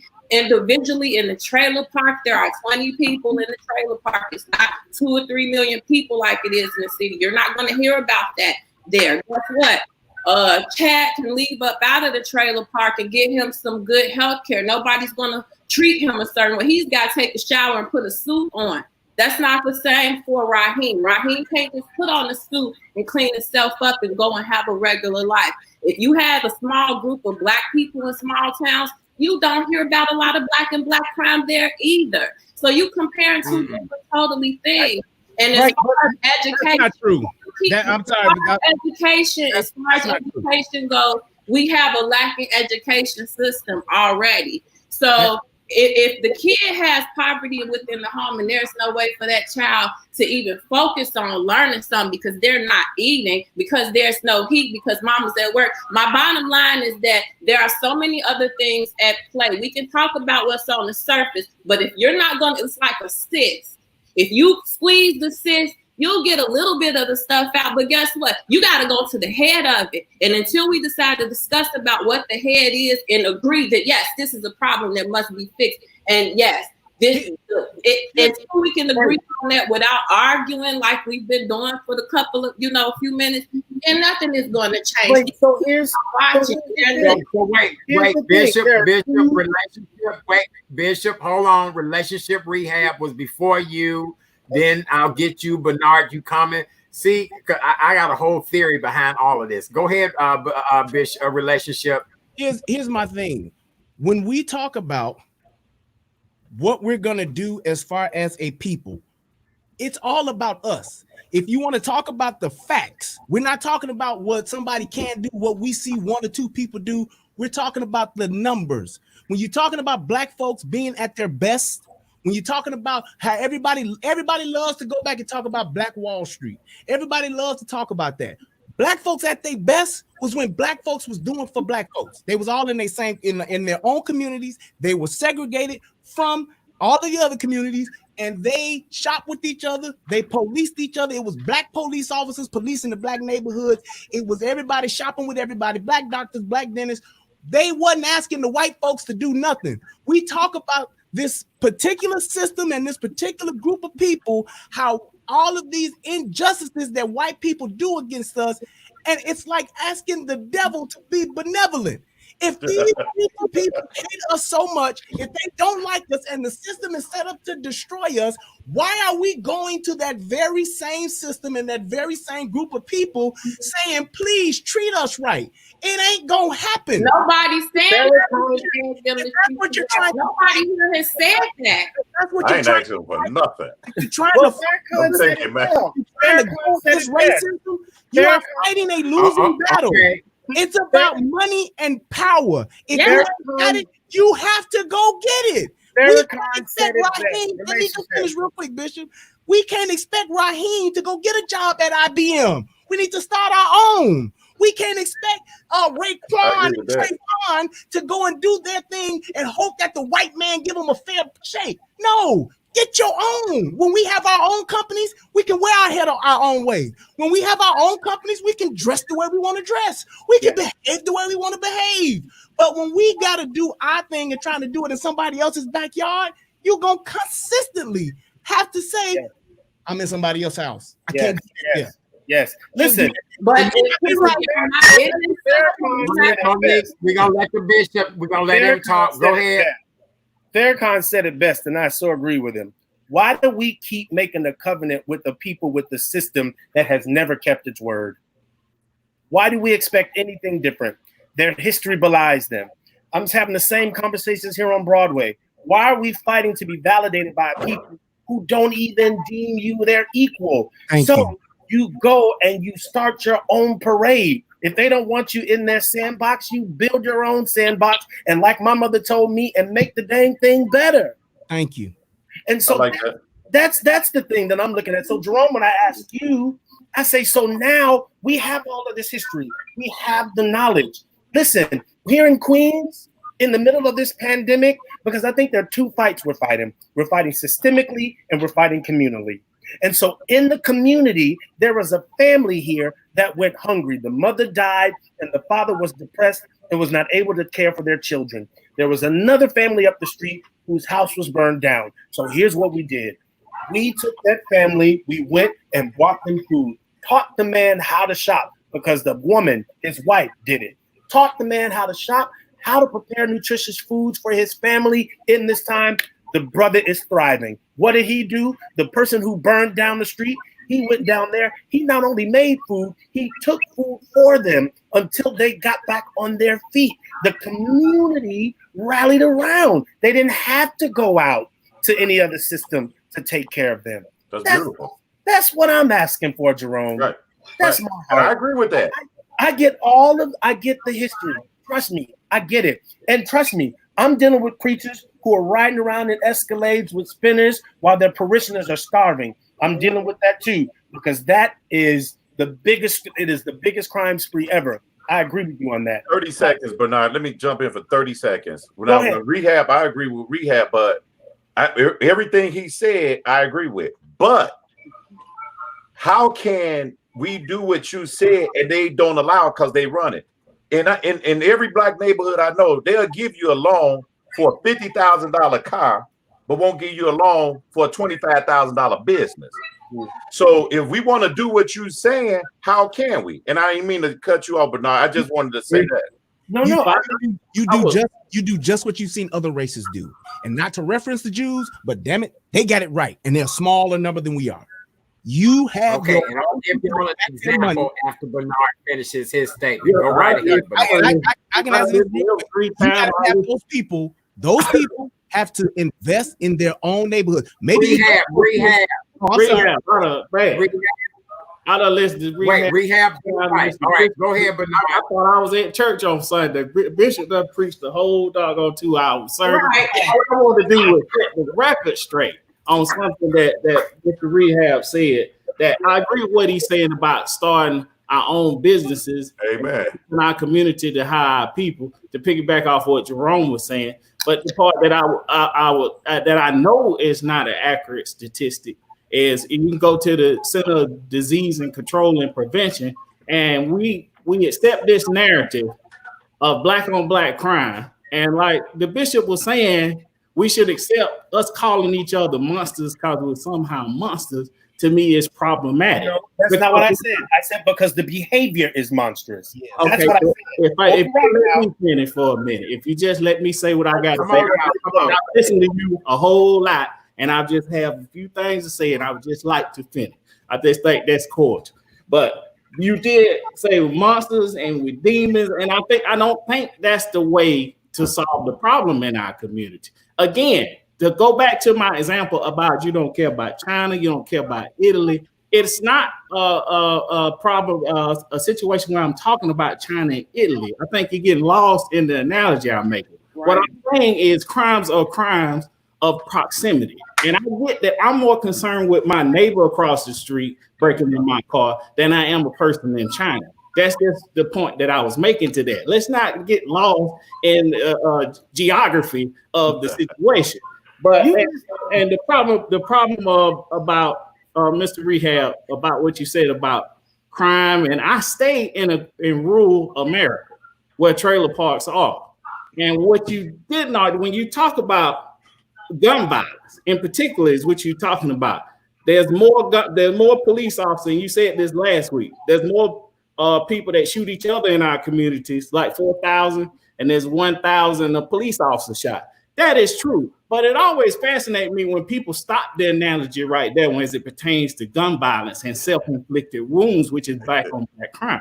When you look at the Center of Disease Control and Prevention, the majority of gun violence is 60% of it is suicide. And that is 74% white males, which is this trailer park right behind me that they carrying bodies out all the time. But there's no distinction of white on white crime, because that epitomizes white on white crime, suicide. And so what I'm saying is, yeah, we commit crimes of proximity against ourselves. We need to go into our communities and create these systems to balance out these equations. But there are some systematic problems, like what I was articulating a couple of weeks ago. Like our great grandfather lost 380 acres of land right here in prime part of America, just because he was a black man who dressed nice, and they didn't like him and they ran him off. And so what happened is me and Art got to get out here and get it.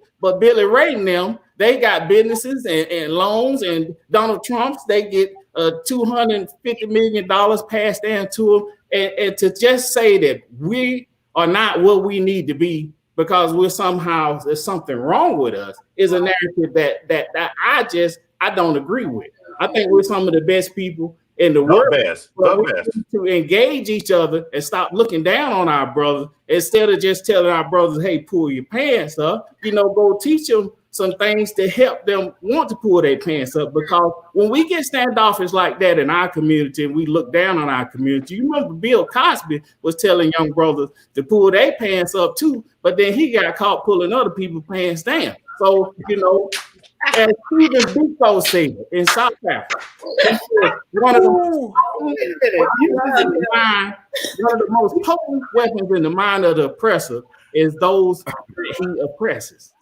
And what we must do is stop accepting these narratives and pervading them in our own community and come together like this in love, like we are. I love y'all, bro. I love this dialogue. I love this conversation. But I vehemently disagree that we're monsters and we demons and we don't know no better. We don't care. I'm gonna stop because you keep misquoting me. I said the behavior is monstrous. Okay, brother. Same thing, man. Okay, this is what that implies. What does that imply? Okay. Wait. Okay.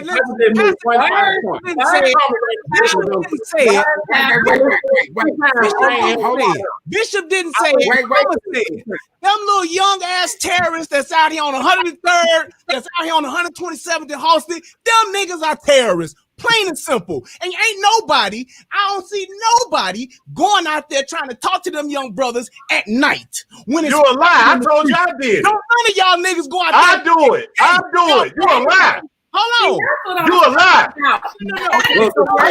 I got plenty of. You done lost his mind, man. Hold on. Hey, it ain't a street. It ain't a street that I can't walk on. Hold on, brothers. Hold on, Hey, Bernard, I love you, man. But it ain't a street that I can't walk on in Roseland. He can't walk in Roseland saying that right there. Bet you that. Thank you. Do you think you're going to address these? Damn 113, go to 115 and say that crazy shit. I'm not talking like that. They're never going to listen. You safe as hell on the internet. Hold on, everybody. That's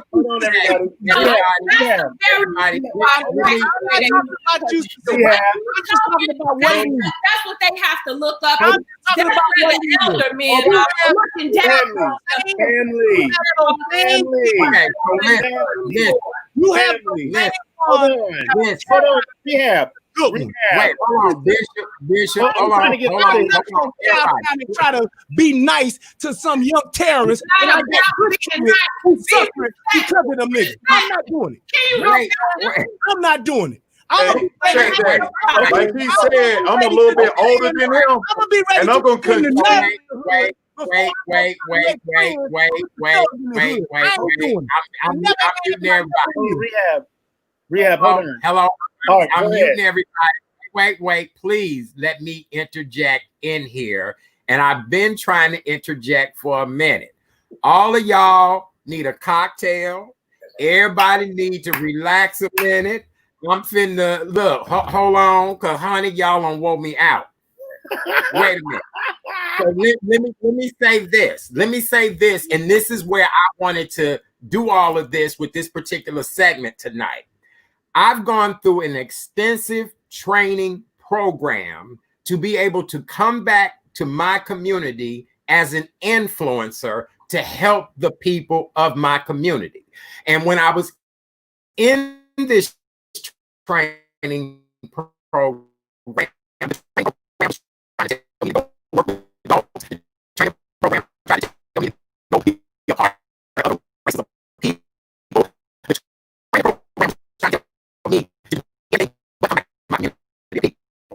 so I come back to my community. Not only did I leave my in, I moved into the community so that I can break the number one problem has been me trying to help them break the community. Negroes arguing every damn time. That's what the problem has been. It turns into an argument every time. And that's what this turned into. Not that this has not been a great conversation, but that's what it has turned into every time. I'm unmuting everybody. Now, where are we? We couldn't understand. Oh, y'all couldn't hear you. Oh my God. Y'all. I didn't get finished. Okay, You heard so of let me. this program. All right. So can you all hear me now? Yes. The program. Okay. So did you all hear where I said I went through an extensive training program to be able to help people? In this extensive training program, I was offered to be on boards that help with animals. I was offered to be on boards to help with the disabled. I was offered to be on boards to help other races of people. I said, nope, want to help my own people. I got so involved in wanting to help my own people, I even moved back in the hood so I can have an essence of what the problem would be. How could I best help? How could I direct people in the right direction? What is it that I can do to help my people? Guess what? Every time I've gone to sit down to try to help my people, this is what happens.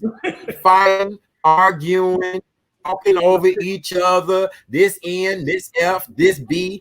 And so I'm not interested. So guess what? I want to now go help an animal shelter. I want to go help another. And no, because guess what? All I ever see from my people is fighting, arguing, and a bunch of bullshit. And that's all it has ever been. I talked to some people recently about trying to help them. And guess what they told me? That they've only been going through corruption, stealing, lying, so-and-so hates each other and all of that. We are so petty on the basic ass level that we could never rise to a higher level because we hateful in just conversation. How do you ever think we'd be able to come together? And then another thing too, we used to help each other. We used to support each other. Now we only help each other in corruption. And I think it's the saddest shit ever. I just do. And that's my thought on it. Anybody want to feedback? Let me say this, Ria, please. Hey, okay, saying that, Chad Daddy, I want to give you my utmost apology for, and I wasn't arguing. I was passionate, but I love every brother on here and I respect them. I wish I could get, have some one-on-ones, but if you're looking at it, because I think this platform is great. If you're looking at it that we're arguing, take my deepest apology from the middle of my heart, because the middle is deeper than the bottom. I want to apologize to you because I don't want to lose this platform. I want us to come together because we probably can start solving some problems, but we have to get this mess out the way first. But thank you. Right. I agree. Here's the deal. I know you all are not genuinely arguing. Being a media personality, being somebody that hosts the show, I get this part of it. I love every bit of this because it helps me and we getting it out there. But what I find so sad is, again, been formally trained by a major world organization because they thought I was an influencer. And every time I've looked to go help my race of people, is some kind of shit associated with trying to help them. together. We ain't got no money. A lack of this, a lack of that. They done walked the bookkeeper out because she was stealing. The thing is that until we start loving and caring for each other and nurturing each other, we will never amount to any goddamn thing but just keep talking in circles about woulda, shoulda, coulda, and our history and our past when we really need to be moving forward. We the only race of people that don't know how to collectively move forward because we stuck in some shit from the past and we stuck in some shit that is petty. And I'm not saying y'all was arguing or any of you all are petty, but that's what our biggest problem has been for the longest period of time. So I agree. and One of the things that my Jerome question said, becomes, Chat Daddy, what do we do? And I'm asking Bernard and Jerome, I'm asking all of us, if we leave here tonight, what are the action steps? Like, what do we do so if we come back to this conversation next week, that will say we made some kind of momentum, what are the things that we can do to address the ills and the ails of the community moving forward? Let me say something that that I know some people ain't gonna like, but it's the truth. What Jerome said earlier when he first spoke about a pit bull that's been trained to fight for 5 years. We have to understand and acknowledge the fact that sometimes you can't save everybody. And sometimes you have to let a 5-year dog fighting pit bull be just that thing and try your best to isolate it, try your best to get away from that thing, because that very same thing would kill your kid if you brought it around it. And you can go back and talk about how it was trained, how it was mistreated, but yet and still, if you stand by and let a bad thing destroy a good thing because you're trying to help that bad thing, you're fighting a losing battle. You are fighting a losing battle. And yes, we have to draw a line in the sand. When you talk about what we're going to do, Bishop, we have to draw a line in the sand and literally just say, this is it. The next time you do this, we are going to combat it.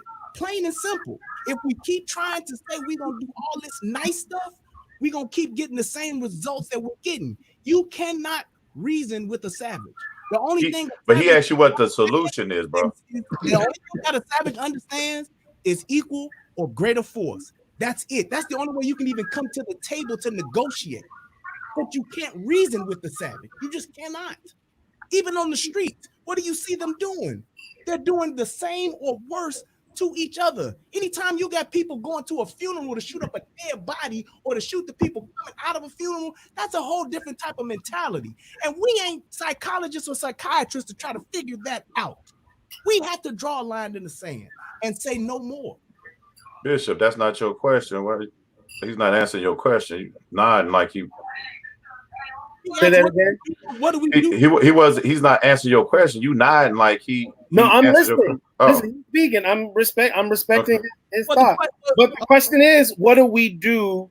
How do we address it? How do we heal it so we can move forward? What do we do? I don't believe we have to throw anybody away. That's 100% true. I don't believe in that. Right. But my question goes, what do we do with the brother? Because people have been hardened. Listen, I've been blessed. I don't take it for granted, Jerome, coming from where I come from to where I'm at. I've been blessed, and I thank God for it. And I try to go back every chance I get to share what I've gotten. The theater was a way out for me.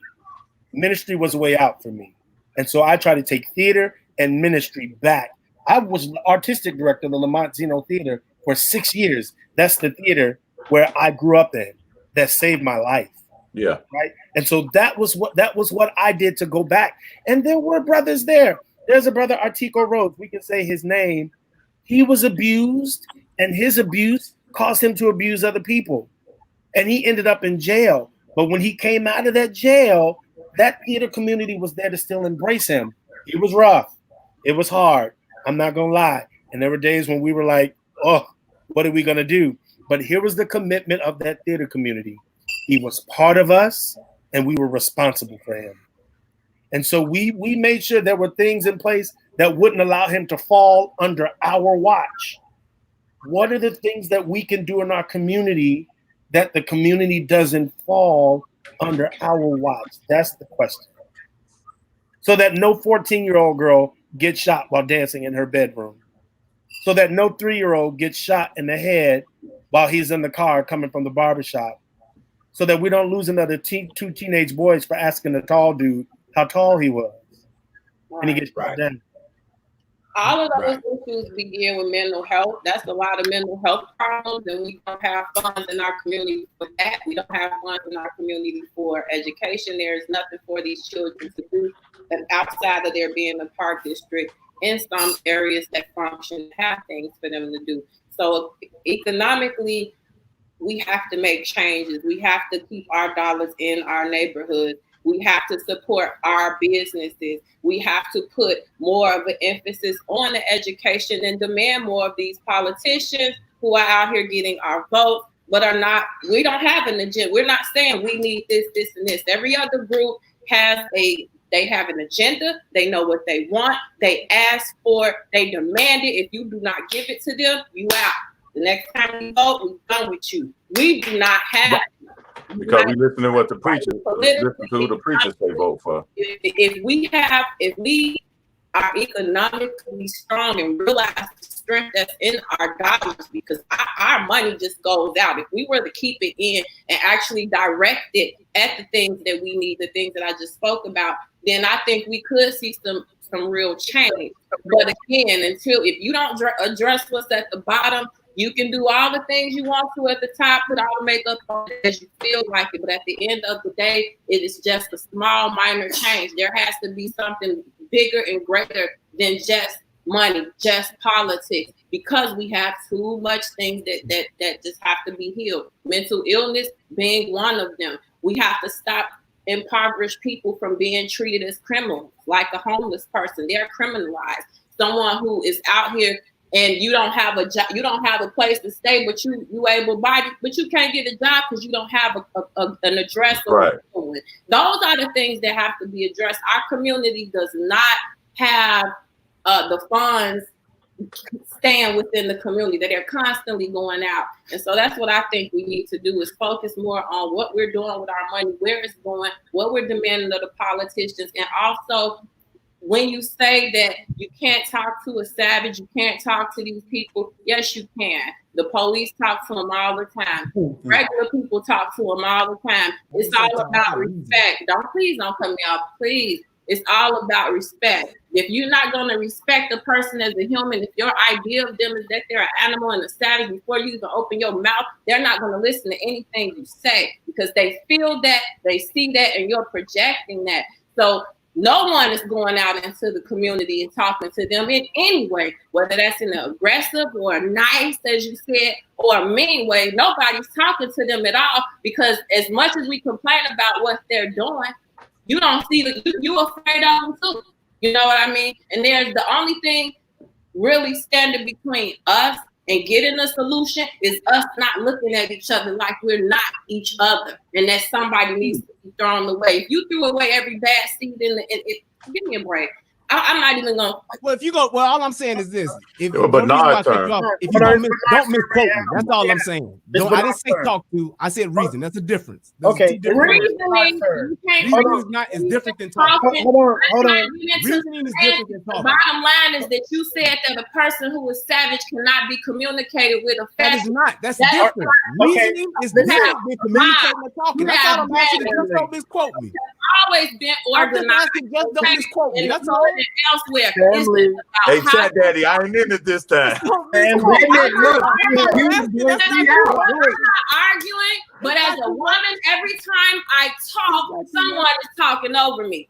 Last week, this week, especially you. You know what I'm saying? I just asked you to not misquote me. That's all. Arguing. I'm just trying to be heard, because if I don't, I'll be sitting here like this for the whole show and let y'all get it in. So I have to raise my voice. I'm not yelling. Bernard had his hand up though.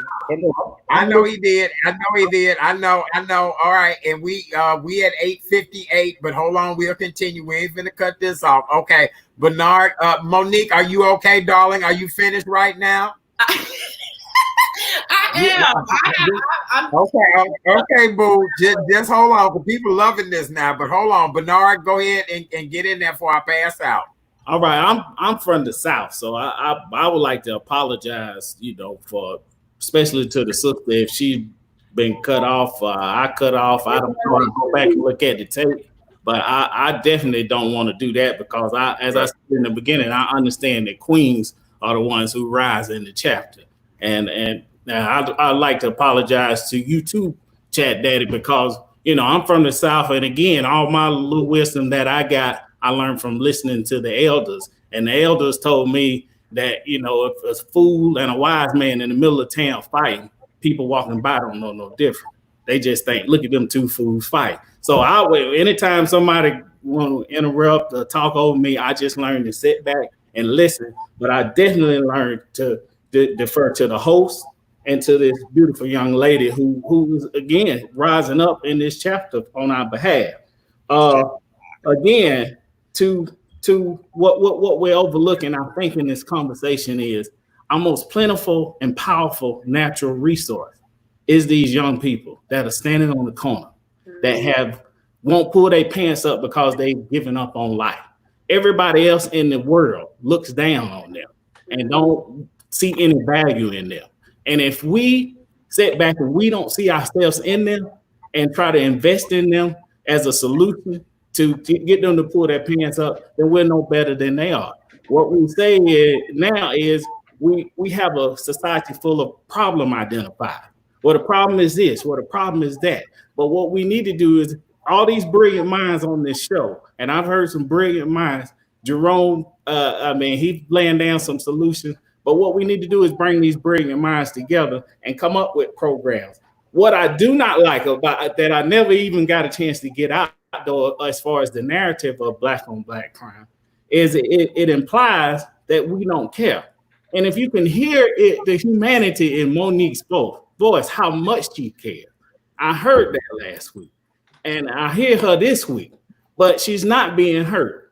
And so what we need to learn to do is sit back and instead of just, on each other's shoulder trying to be right, we need to listen and let the queens rise in the chapter, because this world has been led by misguided arrogance and men testing for so many years. I mean, the founders of the Constitution was a group of men, and they decided that all of us were 3/5 of the humans, and they imploded tragedies all across the Native American community. So what I'm saying is a group of anything that is not going to make the best decisions for all of us. And so what I learned is, again, from my country wisdom, is we invest in our future, but we got 2 ears and 1 mouth. So if we learn to listen twice as much as we talk, that is a solution, and we'll be much better off. Don't try to close mine in 3 minutes or 2. Okay. All right. Right ahead, bro. Okay. Number one, when we talking about how to make this change, you got to say there's a thing called conspiracy. So when we're talking about these guys being vicious, whoever taught them that should be in prison as well, because the conspirator get more time than a person who actually commit murders in real life. Now we ask these young men, who you gonna believe in? I'm telling you, they can't believe in the politicians. I'm telling you, they can't believe in the preachers. So who do they have left? That's why they turn into the streets. Now, here's another thing that I've learned with the organizations that I've worked with. The worst of your worst kids, Chat Daddy, please listen to this. The worst of your worst kids is the best kid that you'll ever find. And this is what I'm telling you. I'm talking about you find a kid that mama is a prostitute. She's sleeping with every man to get crack, and his father got her on crack, and he's pickpocket, killing, and murder. And the son is the same thing that they are, but he's both of those in one. That's the best kid that you're gonna ever find. And you know why? Because he's learned what he was taught, and he believed in it. So if you could take that same kid and get him to believe in something else, he's gonna be a brilliant kid in education. Because we proved it with Malcolm X. We proved it. I could go down a whole slew of us that were supposed to be nothings and became judges and preachers and politicians and presidents. So what I'm saying is, let's take what I work for an organization called YAP, Youth Advocate Program. And we took these people that rehab are talking about, and we had, and these are numbers that you could check. We had the number, we killed CPS in attendance, in graduating students, and going to a second higher of education. But then the city of Chicago snatched our contract. You know why? Because we was producing. And this is what I'm telling you all. That they don't want to see that happen. Not only did we help these kids, Chat Daddy, we helped their parents. We employed them. We got the kids back in school. I was picking up kids report card at Finger High School, at Corliss High School, at Harlem High School, and this program was so successful that our politicians here in Chicago were saying, because the headquarters was out of Harrisburg and not Chicago, that they snatched the funding. Now all of those kids was on this show. Well, not all of the kids. Most of the kids that I had was on a program called Chicago. Ron Emanuel was on there. Principal Dozier was on there from Finger. Every one of those kids are dead now, Mr. Rehab. Because the program, like you said, they are terrorists, so we shouldn't deal with them. So we don't deal with them anymore. And every one of them is now dead. But before that, Chat Daddy, please look up the numbers. Our graduation rate was 98%. Our attendance was 99%. What is CPS? What's the name of that program again, Brother Jerome? Yeah, Youth Advocate Program out of Harrisburg. And here's the killing part. I don't know where they're at now, but they were at that time, they was in, I think, 40 other 50 states and an abundance of countries. But they weren't good enough for Chicago. Even though the numbers were there. Check it out. The numbers was there. So they went back into, and I'm not being disrespectful, I'm kind of being funny with Rehab. Chicago decided to do what Rehab said and said, they terrorists, you got to call it terror there. And they went back to killing. Oh, man. Okay, so here's what I want to do, because I know some of you all have to jump off the broadcast, and I do want to end my show the right way. I'm not going to end it yet because there's still a little bit more dialogue here. But I'm going to challenge each and every one of you as a guest tonight to come up with a conversation that you most want to have with me, with this audience. This will be your TED Talk. This will be your time to shine with me, to talk about that one particular issue that is pressing with each and every one of you. And I know there's an issue pressing with each and every one of you because I picked it up in just this conversation tonight. Each one of you are very passionate about what it is that you stand for. But I think that age, I think that social economics, I think the situations and circumstances in which you have been in, you are able to explain on a global platform yourself a little bit better. I get where each and every one of you are saying tonight. It's not that I don't get it. I just think that the way it's being explained and delivered all has to do with back circumstances of each and every one of you as a guest and where you are now. I've had people tell me in the last couple of months, you know, I have 3 master's degrees. I said, okay, but yet you've watched corruption go on now for 30 years. Yet you've watched lying and cheating go on now for 30 years. I'm not impressed with your MBA. I'm not impressed with your master's degree. I'm not your doctorate, whatever the case may be, because if you've allowed our problems to go on this long, those degrees you have don't mean anything. I have an MBA, my black ass, and the goal is to make a difference. You get what I'm saying? Right. So I'm not impressed with the magna cum laude, the lottie-dottie. I'm not impressed that you've been here forever, any of that. What have you done to stop the corruption and problems that have harmed and hurt our people for so long? Oh, I ain't did nothing because I don't want to get involved. Then guess what? It makes no difference. We still gonna live that cycle of abuse, that cycle of things never changing. All right. So you each have a project, and I can't wait to hear what it's gonna be. Jerome, you and I have already talked about a couple of things that you want to present. Relationship rehab. Not only do you do relationships, but you're a man that's been out there in the trenches. Bernard, I know your backstory. I never knew that about our great-grandfather. I never knew that story. You mean to tell me somebody done cheated our family out of how much land? I think it's like 300. How much land? 300 and like 380 or 360 acres over in Oconee County. Wow. Of land that my family lost. Yes, he got. You know where his land. You know where this land is at.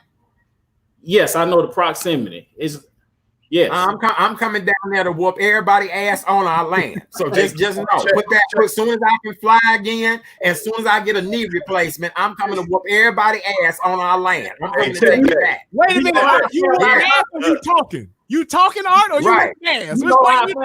Right. I'm hot tonight. I'm hot. I'm coming to whoop everybody ass on our land so I can get it back. I might go to jail and die, but I'm gonna do it. Hey, Chat Daddy, I'm gonna get some of them terrorists that Rehab talking about. Don't come down and whoop their ass with you. Right. I'm getting shocked at my parents sitting there telling me my family done lost all this damn land and I don't know about it. Hey, Jerome, messed up now. Jerome, all you need is a pickup truck. If you live on 113th in Michigan, you can just stop 10 minutes. I know them personally. I'll be praying for all y'all. You mean to tell me I could be the mayor of my own damn town with all that land and I don't have the opportunity because somebody stole it from my sharp dressed great granddaddy? That's $1 million worth of land or more. That's a lot of land. That's a lot of money. And the Wild Wild Hunters is coming south. The Wild Wild Hunters is coming south.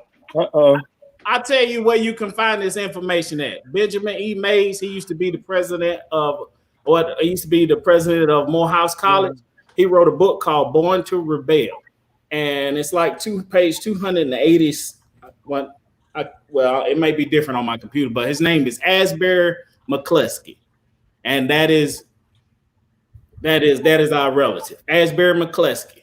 And he got ran out. Well, look, you got an assignment to do. So that's a whole nother. We'll talk offline because, again, like I said, I'm coming down there to whoop everybody ass on that land. I don't care how long they've been living there. None of that. I want it back. I didn't. We coming down there. We're gonna stop in together right now. We going. No, you got to talk and you got to love them back to that land. You can't go down there and take nothing. You go down white people. You go down there and love on them people. Don't you go down there with no violence and none of the wild hunted niggas. I'm finna show y'all how professionally trained I am and how, linguistically I can speak, but I'm also gonna show you how hood I am about my land. That's all I'm gonna say. That's all I'm gonna say. That ain't black on black crime. Right. That's what you get your minds. I didn't know that. We can Oreo cookie they ass. Right. Black to the left, black to the right. Right. I can't, Jerome. All right, so real quick, I want everybody to give their closing thoughts tonight. I'm going to start with you, Bernard. You can give your closing thoughts. We're going to wrap up and go right ahead. Take a couple of minutes to say what you want to say and say goodnight to everybody. All right. First, I thank you for the opportunity to be on such a panel, such a distinguished panel with such bright and brilliant minds. It's good to come together and agree and disagree and come to some conclusions that result in solutions for our community, because we can't, again, as Brother Rehab said, we can't depend on somebody else to come in our community and fix our problem. It's our responsibility to do that, while at the same time challenge the systemic issues, because we're paying into taxes into our government system. We ought to be expecting something out of it besides the brutality that we receive. Again, my purpose to come on here was just to interject and sort of challenge the narrative of black on black crime and to implement a different perspective. I hope I brought that, and to basically come in and because I heard the compassion from the sister about the concerns for our community, and I just want to be on the right side of the solution when we do solve it. And so I thank you again for having me here. Some things we can do is go into our local Boys and Girls Club. There are programs all across the nation. That's the thing that still bothers me about the narrative, is almost as if we don't care, and we do. And we have programs all across America called Peacekeepers, the program the brother Jerome was talking about. But the difference is there's not the media attention to it. So maybe we could bring more media attention to the positive side of it instead of the negative side of it. Maybe we can get more positive results. And that's what I wanted to bring to it. And I got on my Gary Chambers shirt. I'm gonna talk about Connie. He was on the school board in Louisiana, and I like the way he challenged systemic racism as a speaker against school board. So I wanted to wear his shirt because he inspires me. I love you, cousin. I do. Don't go anywhere. You did an outstanding job tonight. The reason we're going to leave Monique for last is I have a very special message for her. And we'll talk about that. And I'm going to let all the gentlemen close out, and then we'll let our lady close out last. Because a couple of y'all said ladies first. I get that, but not tonight. And it's my damn show. All right. So let's continue on. Relationship rehab, your closing thoughts of what you want to say? All that we seek, all that we are trying to achieve, it is all going to come from, and it will start with our homes. Everything that is up against us, all of our adversaries, those things that are holding us back, holding us down, oppressing us, whatever you want to call it, whatever you want to blame on it, the change starts at home. We have to have a better family structure. We have to be better parents. And those that are not doing those things, they have to be called out for what they are. There is it's just like when you're talking about a garden. In that garden, you have to work every day. You have to plant seed, you have to water it, but you also have to weed. Because if you don't, it will kill the very thing that you're trying to grow. And then it will overtake the very thing that you're trying to grow, to the point to where you will be left with nothing but a field of weeds. We have to be able to accept the fact that it is what it is, and everybody cannot be saved. And you don't sacrifice the good for trying to save the bad. You have to save the good first. You have to protect and put a hedge around the good first. Go out there with your hoe and get those weeds up first, because all the while you're trying to talk to or communicate with the weeds, you have that very precious seed that is trying to grow on the ground that is constantly being destroyed, because sometimes it can't defend itself. Sometimes you need the farmer. I love it. I do. Thank you so very much, brother. I appreciate you for that. Did you say take my hoe and go out there and get the weeds? Take your hoe and go out there and get the weeds. You said take my hoe, cousin. Me and my hoe coming down there to get that land back. I'm just telling you. He said take my hoe. So me and my hoe coming down there to get all that land we got cheated out of. Brother Jerome, go right ahead with your closing thoughts, brother. All right. And this is going back to the bishop. He was asking about solutions. And my thing is, we need to, first of all, start about what prison was made for. And it's made for rehabilitation, not punishment. We need to have these prison not being privatized because that's putting a bounty on Black men. Number two, we need to get the weights and the exercise machines out of there and put books and trades in. So when they are rehabilitated, they could come out and find employment or start their own companies. The other thing is the politicians that we need to get rid of are long-term politicians. That I'm not saying like what we're fighting for right now, for the injustice to stop and for us to be treated as equal and for the police brutality to stop. Any politician, white or Black, that have not designed a bill, I'm not saying it had to become a law, but if you've been in office for 2 or more terms and you never took a piece of ink and say that this must stop, we need to vote them out of office, because this has been a long time coming. And then as far as our schools are concerned, I'm tired of kids learning about dinosaurs. We need to teach them about economics and what it takes to use the pot of gold that we've been blessed with. We spend the most money in the world not the country, in the world.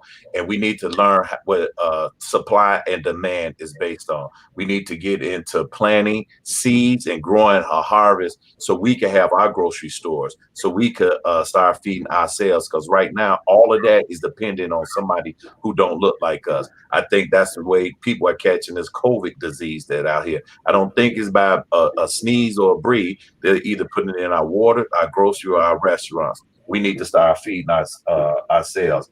Going back to schools, I think that we wasting our time as far as charter schools, because if the charter school could teach it, so can the public school. We can't allow teachers to keep getting away with murder, saying you got to look at the kids that we be teaching, that they get away with failing result. Can you hear me? Yes, sir. Can you hear me? Yeah, we can hear you. Go ahead. Yeah, we got you. Can you hear us? Okay.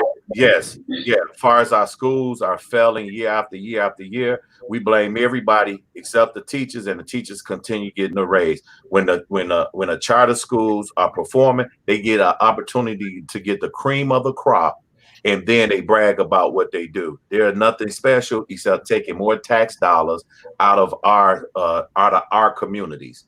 And there's other communities that do not have charter schools. So we want to have the same opportunities they have, good education with certified teachers. And I think if we do those few things right there, getting rid of these politicians. Oh, and this is one that I'll probably get hated for, but I could care less. We need to start taxing these churches, because if these preachers could have private jets and Rolls Royces and Bentleys and all of this kind of stuff, and they talking about they not taking a salary, they take a love offering. Okay, we're gonna love some of that with these taxes that we're gonna put on you, because that's the only thing that is surviving in our neighborhoods. They've closed down liquor stores in Black neighborhoods, where now we can't sit down and have a drink or go buy a drink. But you go to Wrigleyville, you go to Lincoln Avenue, you go to North Avenue, They got 1,000 bars, and they streets look beautiful. You can't say it's not because of the neighborhood, because where White Sox Park play, white women are walking from White Sox Park to the train station and was going to the project half naked. And the police was around there like, I wish you would. But after the game, they said, okay, now you can go back to killing each other. So we got to stop asking for what we got to demand for what we paying for. We paying those police, we paying our taxes. So those are the things that we have to do, and stop taking a stand back, come together and not point the finger at each other. And I want to say I'm blessed this evening for being on a panel with every person that's on here and the audience that's listening. Thank you. Thank you, sir. We appreciate you so much. Just hold tight. Bishop, I'm going to let you give your closing thoughts, and then I'm going to let the queen be absolutely last tonight. And that's Monique. Go ahead. Go right ahead, Bishop. Absolutely. What an honor to be here tonight with such a cadre of guests, brilliant minds, passionate minds, minds passionate about community. I'm honored to share space. One of my favorite scriptures is Isaiah 1:18. It says, "Come now and let us reason together, saith the Lord." And I think that's my hope for us, is that we can come together as a community. I love these passionate conversations. I love the challenge that we present to each other, so that at the end of the conversation, at the end of the challenge, we've been given action steps to go out and make a difference. That's my hope, is that we can continue the conversation that will activate us to go out and impact our communities in a profound way. I'm honored by Brother Bernard. I'm honored by Brother Jerome and Brother Rehab and our sister Monique. I'm honored because where I see we're here, it lets me know that there are so many others. There are so many others who are passionate and in the fight. And I just want to make sure that we all come together, reason together, argue it out, fight it out, so that we can go back out into our community and propel us into greater. That's my hope. That's my prayer every night. And so I'm glad to be at the table and look forward to coming back again to do just this, and then get out into the streets. Bless everybody. Praying. All right, very good. All right, Madam Monique, darling, you get the closing final thought and statement tonight.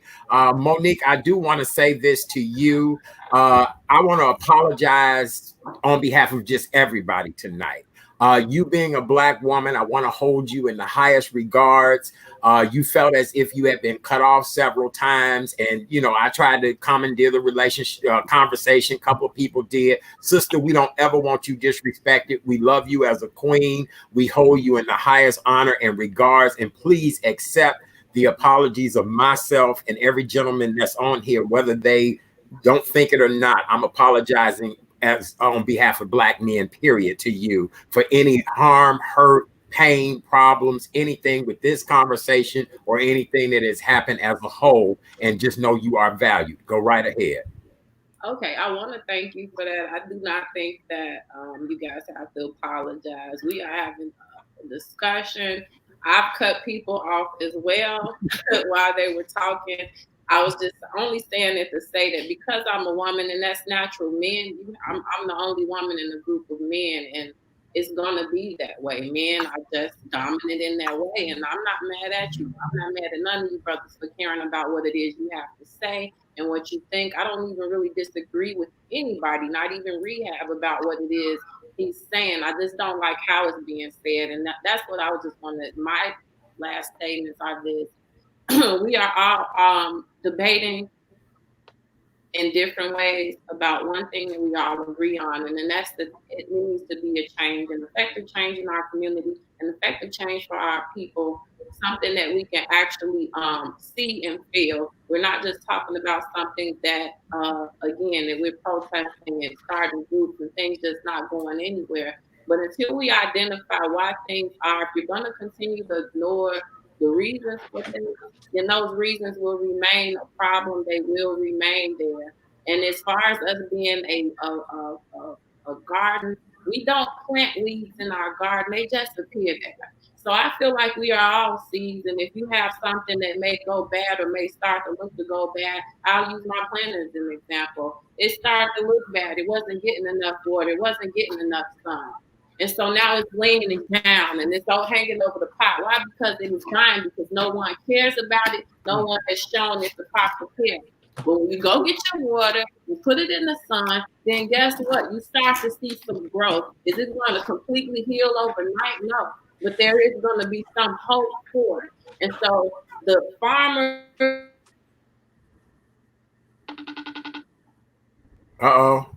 What happened? Did we lose her? Rehab cut off again. That's the Lord. That's the Lord. Right. Rehab. Hold on, wait. That was, hey, Chat Daddy, that was Rehab. He pushed the button. He pushed the button. Wait a minute. Look, let me make sure I done paid the internet bill, honey. That might be why I ain't paid this internet bill. Right. They might be like, y'all have been on here too damn long. I was working my magic. Right. Oh, Lord, have mercy. What done happened? I'm scared now. Hey, Bernard, if you're free later tonight, I want to jump this guy. If you ain't got nothing to do.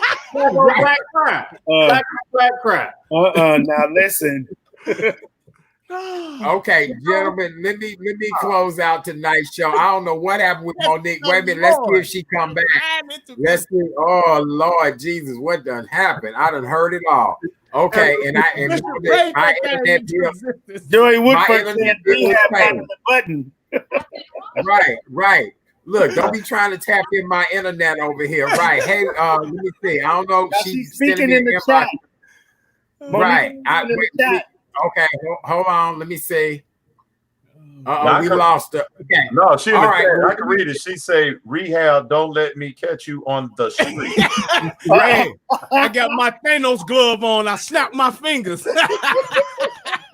Thanos ended. Let's go. Wrap it up, right? Oh Lord. Okay. Well, with that being said, gentlemen, let me close out tonight's show. I gotta go at this particular point. Make sure you guys tune in to the Wednesday night edition of the Real Chat Daddy Show. Tomorrow night, my good friend Miss Dion Nicole Smith will be here with us. Tomorrow night, we'll talk about getting some feng shui in your life, since y'all have made me musty tonight, as well as we have a gentleman who will be talking to us about masks tomorrow night.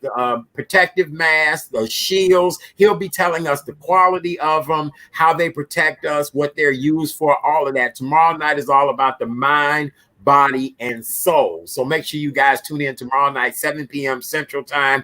Do me a favor, go over to YouTube and like the Real Chat Daddy Show on YouTube. Please subscribe, tell other people to subscribe. Go to Facebook to the Real Chat Daddy Show on Facebook, like that page as well too. Monique, we love you so very much. Really She actually, her computer died out. She probably didn't have it charged or plugged in. But gentlemen, great job tonight. I love you guys so very much. Brother Jerome, I told you, me and you got a list of things we need to talk about. Bernard, I'm coming down there to get that damn land back. I did not know that. I am pissed. I'm coming down there, and I got a posse coming with me. That's right. Relationship rehab. I love you, my brother, so very much. I'm still praying for your son and everything gets better with that situation. Bishop, you know how I feel. I love you so very much. I really do. I do. I'm from live theater myself. I used to do some acting with the Pegasus Players. Listen, I directed and did shows out at Pegasus. Yeah. What show did you do? A funny thing happened on the way to the forum. With Victoria Bussard. Yeah, we did it. It lasted about 3 years, I want to say. Vicky Bussard directed that production, right? No, it was a guy named Tom. I can't remember his name because this was many moons ago. Tom Murray? Yeah, I think that's the musical director. See there? See there? Wow. Wow. See there? Look at that. We're more connected than you know, Jerome. Yeah. I want to also thank Miss Joyce A. Brown that was with us earlier. She had technical issues and problems. Monique is back, y'all. Monique is back. Monique, honey, somebody said that was God that cut you off. I don't know, girl. Monique, I didn't let him blame it on God, though. That was me not plugging my computer in. That was God that got me back on here. That was rehab to God. I used my Infinity Stones. I used my Infinity Stones. It's my statement. But I'm not even going to be long. The bottom line is that we are all saying the same things in different ways, and that is true. Until we're able to just focus on what our goal and need is, then we will always continue to argue and debate until we realize that the enemy is not within our community, that we are not the enemy to each other. Then that's when we'll see some real change, and that'll affect every other thing that we're talking about. But as long as I'm going to look, you can look down at somebody or think that you're different because you have a different background, or because you are in a different field, or you had different opportunities, such as the theater or whatever you may have had, things that don't exist now. We're comparing, like you said, comparing the past to now.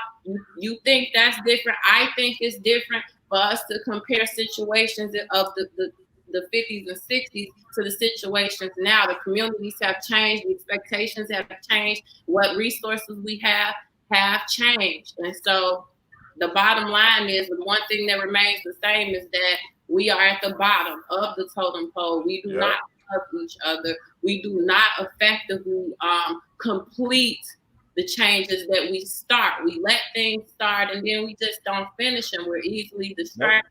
But again, we were made this way. We Black Americans were made this way. We were stripped of everything. And even with that, look how far we come. Everything great that you have, your internet, your cable, we created that stuff. So if we can do that at the bottom of the totem pole, what can we do?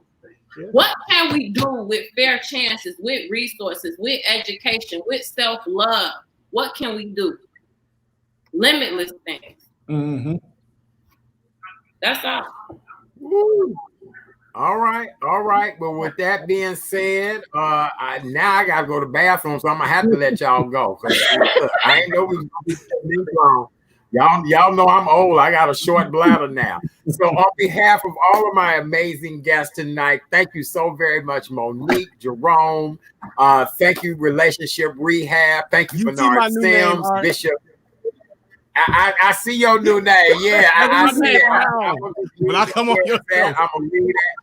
I love you guys so very much. Everybody have a beautiful, wonderful night. Don't forget, each one of you all have a project to talk to me about, because there's much more dialogue we need to have. People have said, great show tonight. They're just loving this. On behalf of all of my guests tonight, I love you guys so very much. God bless. Have a wonderful night. TheRealChatDaddy.com. I'll see you guys tomorrow night at 7.